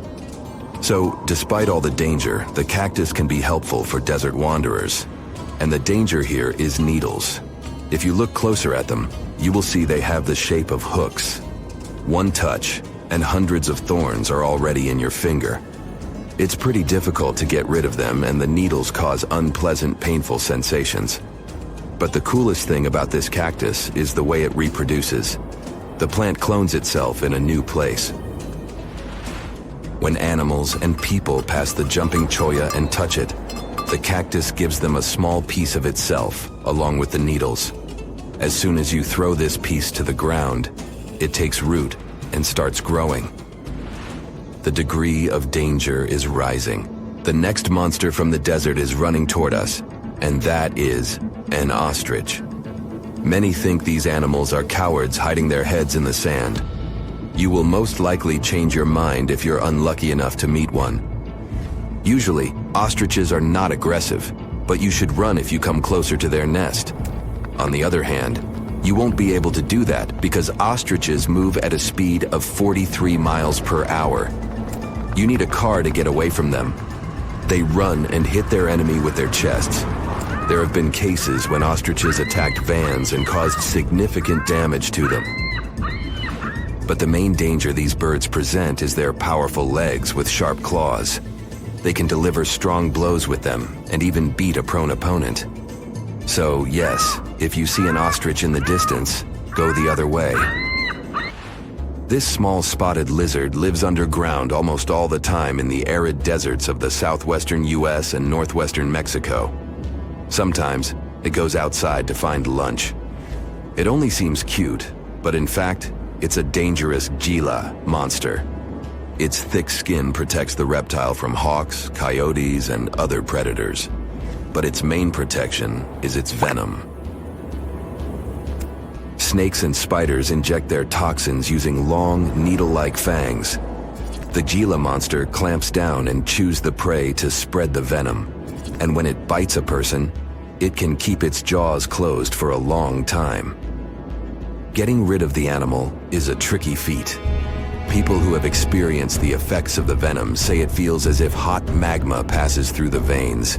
Despite this, the lizard turned out to be useful for science.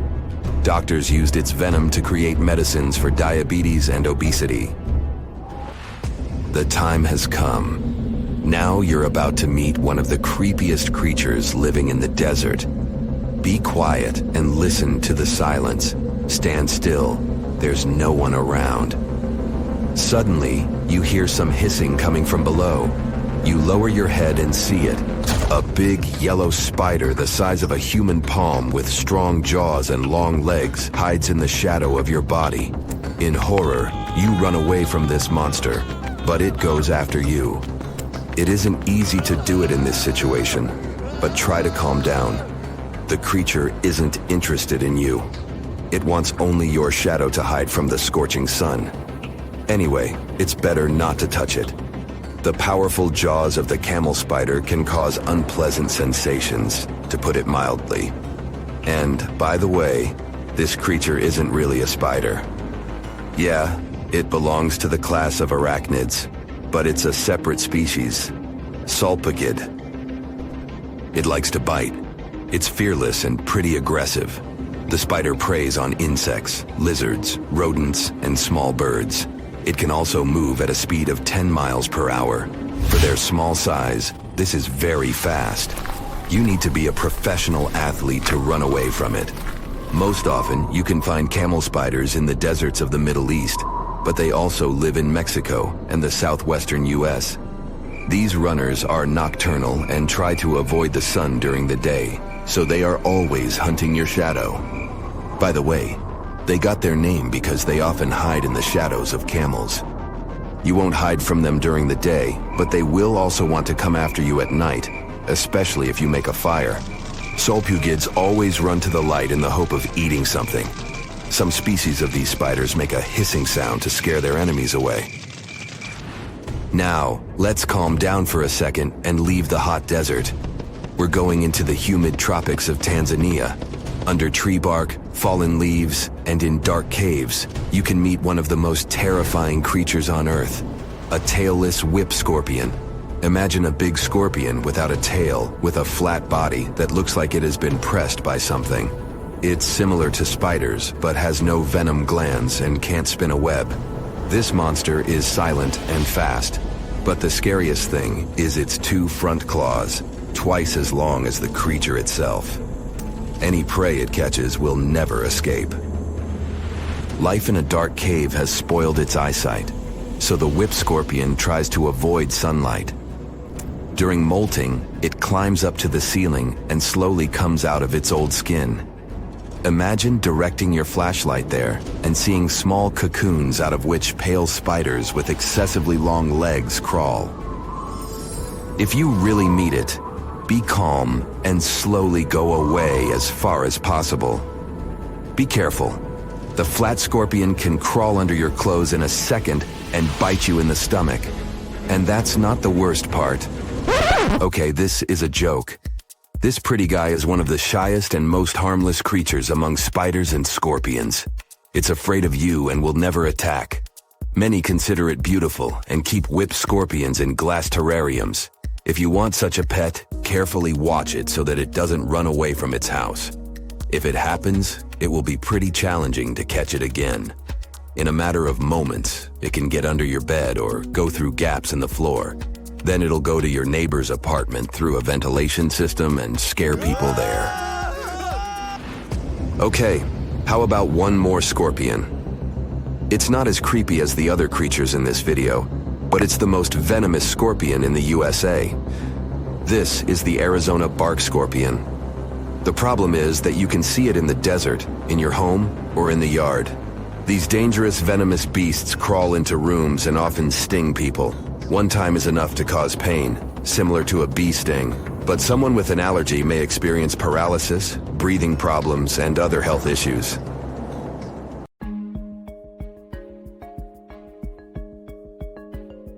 Welcome to Starbuck Island in the middle of the Pacific near French Polynesia.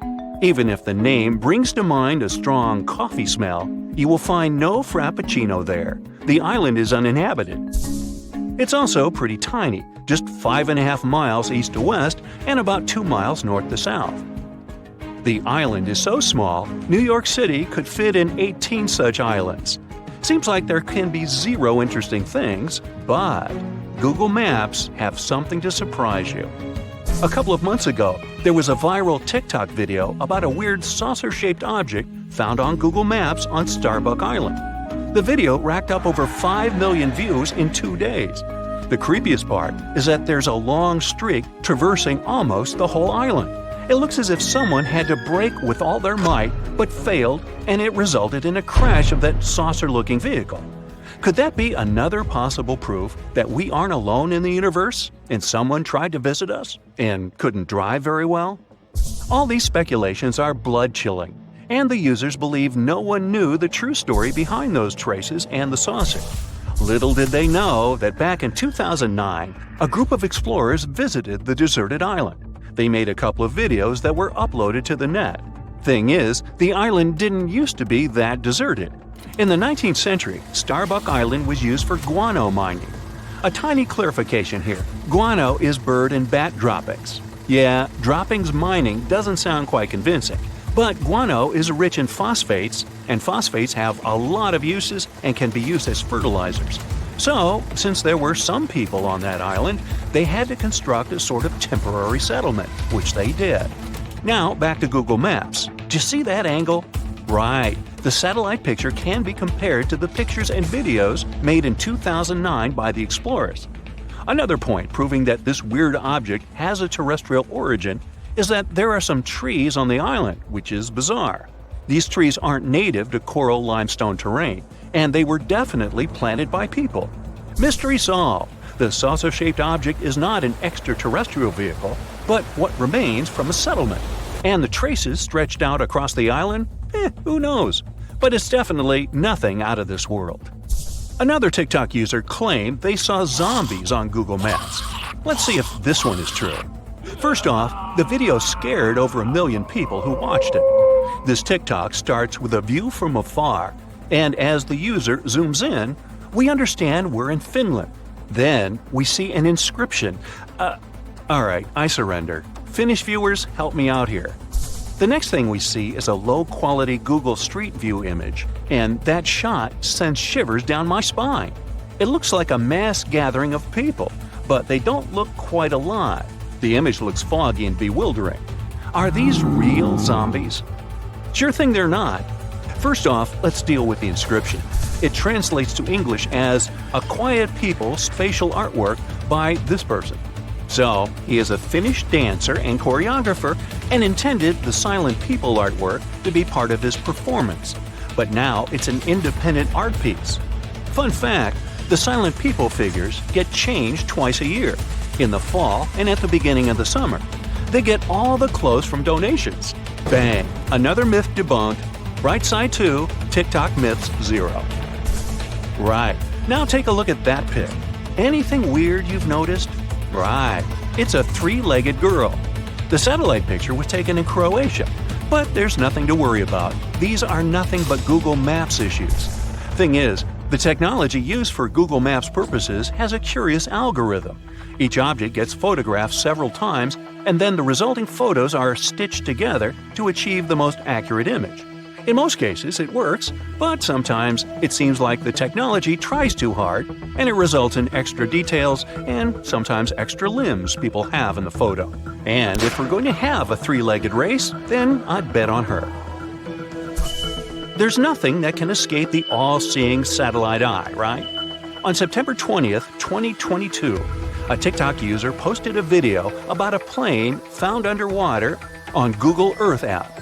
The plane was found off the coast of Crooked Island in the Bahamas, not far away from Colonel Hill Airport. Now, let's see if that's true. The first thing we should keep in mind is that even Google Earth Help themselves admit the fact that the pic found in the app may be the result of several photos, either satellite or aerial, taken on different days and even in different months. The result of stitching might sometimes be a bit unpredictable. Remember the three-legged girl? How could we forget? So, as you may have already guessed, this photo is nothing but stitching. The area with that plane was photographed multiple times in 2004 and 2005, then it was photographed 8 times in 2015 and a couple of times later. The most probable reason for this photo being on Google Earth is that these are the 2015 shots combined together. They say the reticulated python is the largest snake in the world and can reach a whopping 20 feet in length. There's a record of one such python found in 1912 that reached 32 feet in length. However, users found an even more staggering snake on Google Earth. On March 24, 2022, another mind-blowing video was posted on TikTok. The video got over 200,000 likes. Imagine the views! This time, the user claimed that a mega-skeleton of the extinct Titanoboa was found on Google Maps somewhere in France. It was hard to judge from the image, but the skeleton was estimated to be about 100 feet long and could have certainly been the longest snake that ever existed, if the snakes had had such a skeleton in reality. So it's the number one reason why this one is not a snake. You see, snakes have somewhat thinner ribs, and the skeleton in the picture looks way more massive. Another curious thing about this skeleton is that it turned out to be made of steel. See what I'm driving at? It's not a real skeleton, but a stunning 425-foot-long art installation. It's called this French name, which means ocean snake in French. The installation was created by a Chinese artist, Huang Yongping, and it's free to visit. The cool thing about this installation is that it only appears with tides, so it looks like a real archaeological excavation. Well, the artist made a monkey out of millions of users. If you ever travel to France, you can go check this extraordinary piece of art. It's located in this place, not far away from that place. Sometimes, Google Maps shows something that never existed. Meet Sandy Island. For a long time, it was believed to be located near New Caledonia in the eastern Coral Sea. It all started when Captain James Cook included it in the charts back in 1774.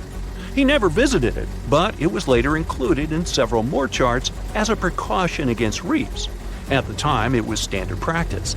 Plus, the area was, and is still, swarming with pumice sea rafts. These are the masses left after an underwater volcanic eruption, so such a precaution was a necessity. This way, the island stayed in the charts until 1974. A flying recognition campaign claimed there was a lack of appearance of that island, and Sandy Island was deleted from the charts. Google Maps appeared back in 2005, and the island, surprisingly, was there, even though it had been previously undiscovered. It got removed from Google Maps only in November of 2012. Now, there is nothing but black pixels, but there used to be a darkened sea area. Today, some specialists believe the whole situation with the island was just a copyright trap, which was a popular practice among cartographers back in the day. Those traps help cartographers protect their intellectual property. So, have you ever seen anything weird on Google Maps? The Empire State Building's tower was designed to serve as a docking station for dirigibles.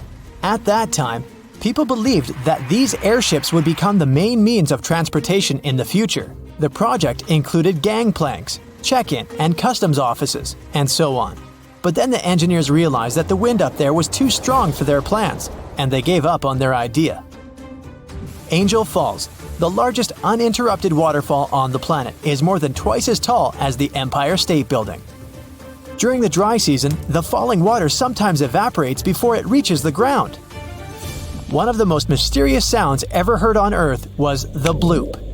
It occurred in 1997 and resembled the noise of marine animals, but the volume was too great for a sound produced by a living creature. The bloop continued for 1 minute. It started from a low rumble and then rose in frequency. Antarctica might just look like a giant field of ice, but there's actually a huge continent underneath. That means that it has volcanoes, mountains, and valleys, like any other continent. Scientists have recently discovered that the Antarctic landmass has the lowest point on the planet, as well as huge mountain ranges. If any of the numerous volcanoes were to erupt, it would melt a huge part of the surface ice and increase the spill of ice into the ocean. The sea level would rise and flood coastal areas around the world. The ocean waters would also be disrupted, putting marine life at risk, though all of these volcanoes are dormant at the moment. Each day on the South Pole lasts 6 months on this continent. The South Pole only has a single sunset and sunrise across an entire year. Early Earth might have been purple, not green. There's a theory that ancient microbes used molecules rather than chlorophyll to absorb sunlight. These molecules likely gave living organisms a violet tint. During the Stone Age, the entire population of Central Europe was around 1,500 people, which means they would all fit on a mid-sized cruise liner these days. Astronomers have figured out that the Milky Way weighs around 1.5 trillion solar masses, and one solar mass is the mass of our Sun. A tiny part of this weight is a supermassive black hole at the center of the galaxy, and 200 billion stars. The rest is dark matter, mysterious and invisible. If all sheets of Arctic ice and glaciers melted at the same time, the sea level would rise for the height of a 26-story building. Under black or UV light, ripening bananas look bright blue. That's because of the chlorophyll that's breaking down when the fruit is ripening. Because of tectonic plate movements, the Pacific Ocean shrinks every year, and the Atlantic Ocean gets bigger by the same amount. These days, there are only 2 ice sheets in the world left after the planet's last ice age. The first is the Greenland ice sheet. The second, the Antarctic ice sheet, is enormous. It's the size of Mexico and the continental US combined. Tsunami waves often go unnoticed.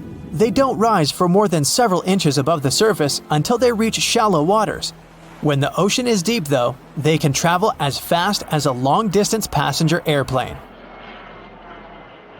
Corals that live in shallow waters produce their own protection from the sun. Without it, sunlight would harm the algae living inside them. To protect these algae, which are the main source of food for the corals, they fluoresce. This process makes proteins that act as sunscreen. Almost 90% of the volcanic activity on Earth happens in the oceans. The South Pacific has the largest concentration of volcanoes people know about. There's one volcano cluster that has 1,133 volcanic cones.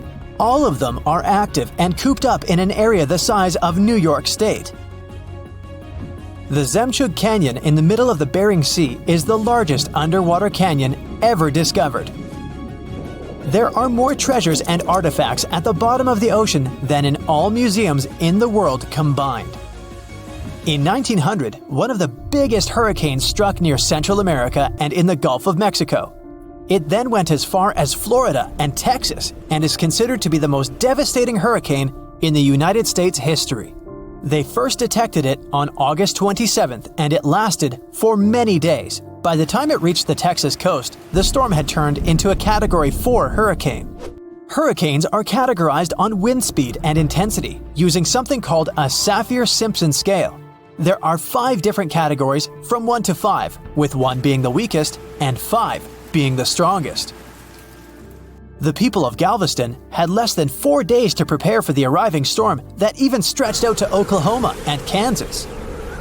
The Great Hurricane then made its way to the Great Plains and turned towards the Great Lakes, New England, and reached southeastern Canada. The storm was so bad that more than 3,600 homes were damaged, even though they were sturdy enough to withstand the storm. Given the population numbers back then, it was equivalent to hundreds of thousands of houses destroyed, if not millions. Spotted Lake, Canada. They call it the most magical spot in Canada. In winter and spring, this is just a regular lake that looks like any other, but try going there in the summer when the water starts to evaporate. It'll feel as if you've entered a different world, a polka-dotted landscape with blue, green, and yellow spots. Over the summer, there are over 300 pools there, and they all look magical. Over the centuries, people believed each of them had different healing properties. Oh, and the explanation for the vibrant colors is pure science. Each of them has a high concentration of different minerals.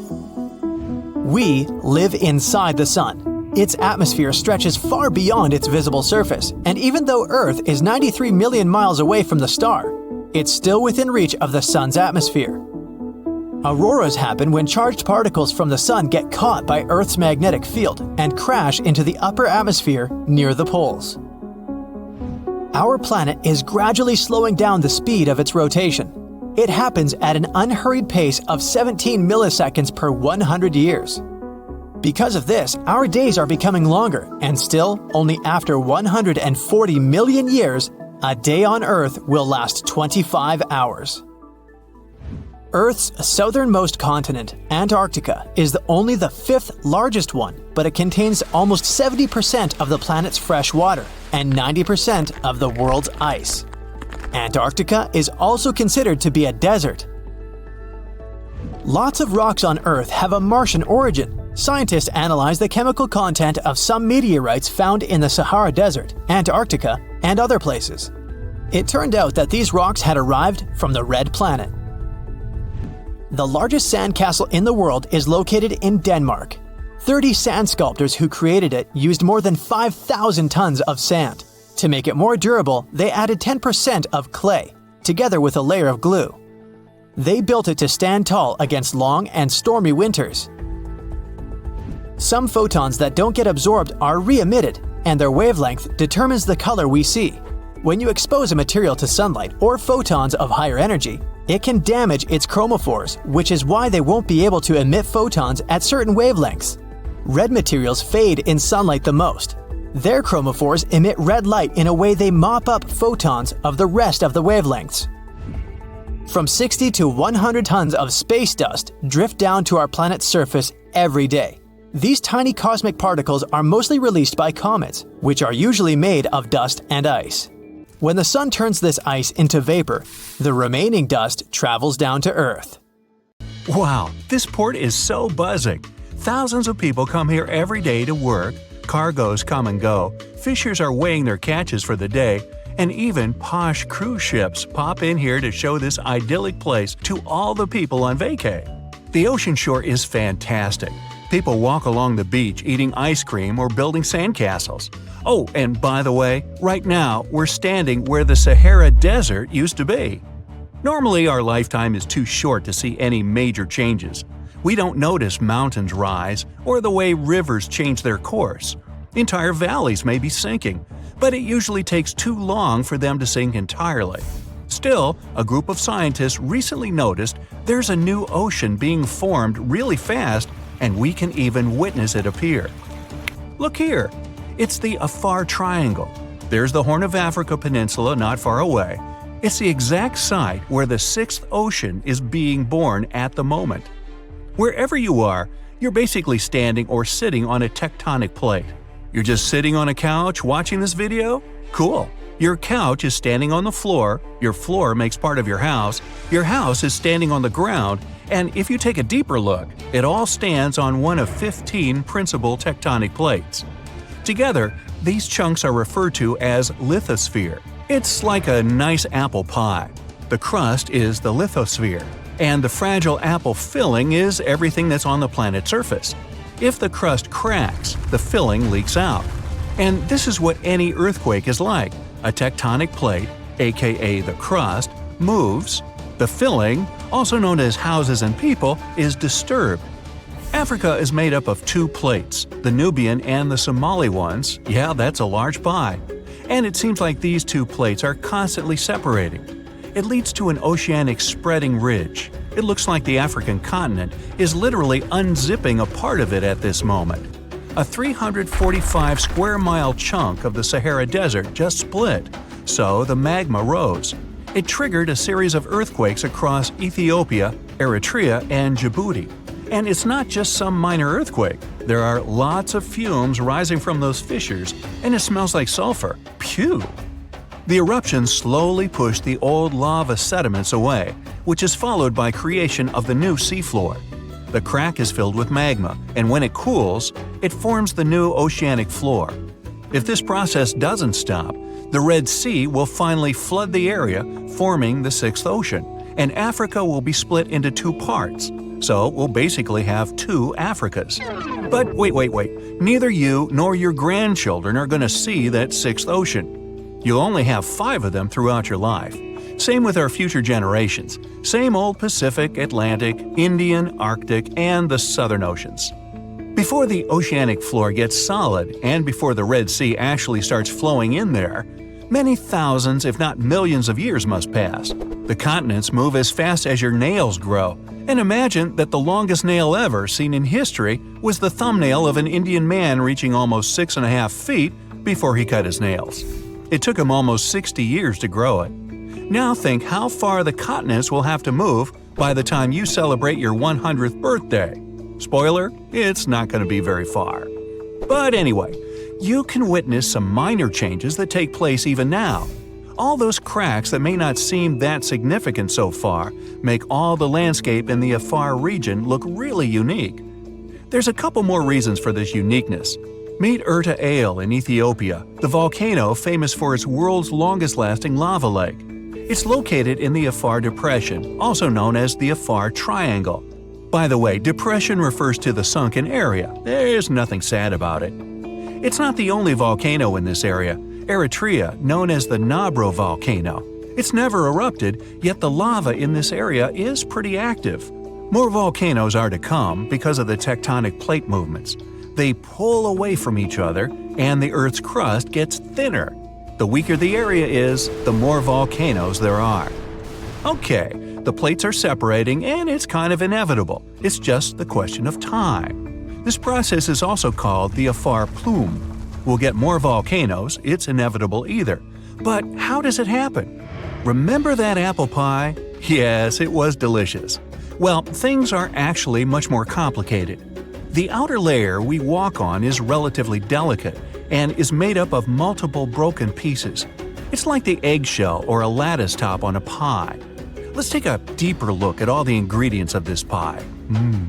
If you cut a slice, you'll see it's made up of many parts, and there's something called the asthenosphere under the lithosphere. It's part of the Earth's mantle. Yeah, complicated. So the asthenosphere gets heated from within, and it rises, just like the dough when you put it in the oven.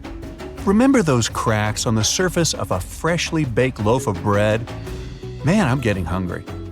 Anyway, this is basically what happens to the Afar Triangle, and those cracks make this area split, creating those famous rifts and valleys that will possibly become so large and will probably get flooded so that the world's sixth ocean will appear there soon. Or not. Nobody's sure about it. Okay, but since the tectonic plates and, which is logical, all the continents are always on the move, we'll probably have more continents in the future. The answer is yes and no. If a part of Africa does split, we'll get one more continent, which is going to be even smaller than Australia. But there's one more possible way of how things will go. Chances are, in the next 250 million years, in the distant 250 million years, there will be no more transatlantic flights. And a walking trip from Japan to Chile will be possible too. Way too long, but possible. It's all happening now, and the first results will be noticeable in some 50 million years from today. I won't be around then. Australia will move towards Southeast Asia, and it's going to fit in just perfectly. And Africa will be pushed to Southern Europe. Still, these transformations will take a really long time. People and continents have something in common. Remember that continents move as fast as our hair and nails grow, just about 1.2 inches a month. Some of them move even 5 times faster though, but even this speed is too slow for 4,500 miles distance between Africa and Europe. One theory tells us the things we've already seen before. Well, you didn't see that with your own eyes, neither did any of your ancestors who came to America across the Atlantic hundreds of years ago. The fact is, all the continents were once one landmass known as the Pangea supercontinent. Even though it formed over 300 million years ago and split about 180 million years ago, give or take, it might come back together. So kangaroos can easily migrate from Australia to the UK if they feel like it, but the latter might be accidentally crashed while all the continents merge together. The Americas would collide, Antarctica would drift to them, and it all will merge with the already collided Africa-Eurasia. In this scenario, one large ocean and one large continent will appear, namely Novo Pangea. Another possible scenario claims the continents might merge into the uniform landmass or form a circle with a large sea inside and the super Pacific Ocean outside. This continent is referred to as Pangea Ultima. The third theory might be already coming to life. The Pacific and the Atlantic Oceans might just cease to exist, forming the new ocean basin. Eurasia will be split to form a new ocean, and all the continents will migrate to merge into the supercontinent Orica. And the fourth and last theory claims that the Pacific and the Atlantic Oceans will remain almost unchanged, and all the continents but Antarctica will merge into one, leaving poor Antarctica even more isolated and abandoned than it is now. Nah, don't feel bad. Since all the continents keep drifting northwards even now, it's quite probable that almost all of them will meet up somewhere at the North Pole.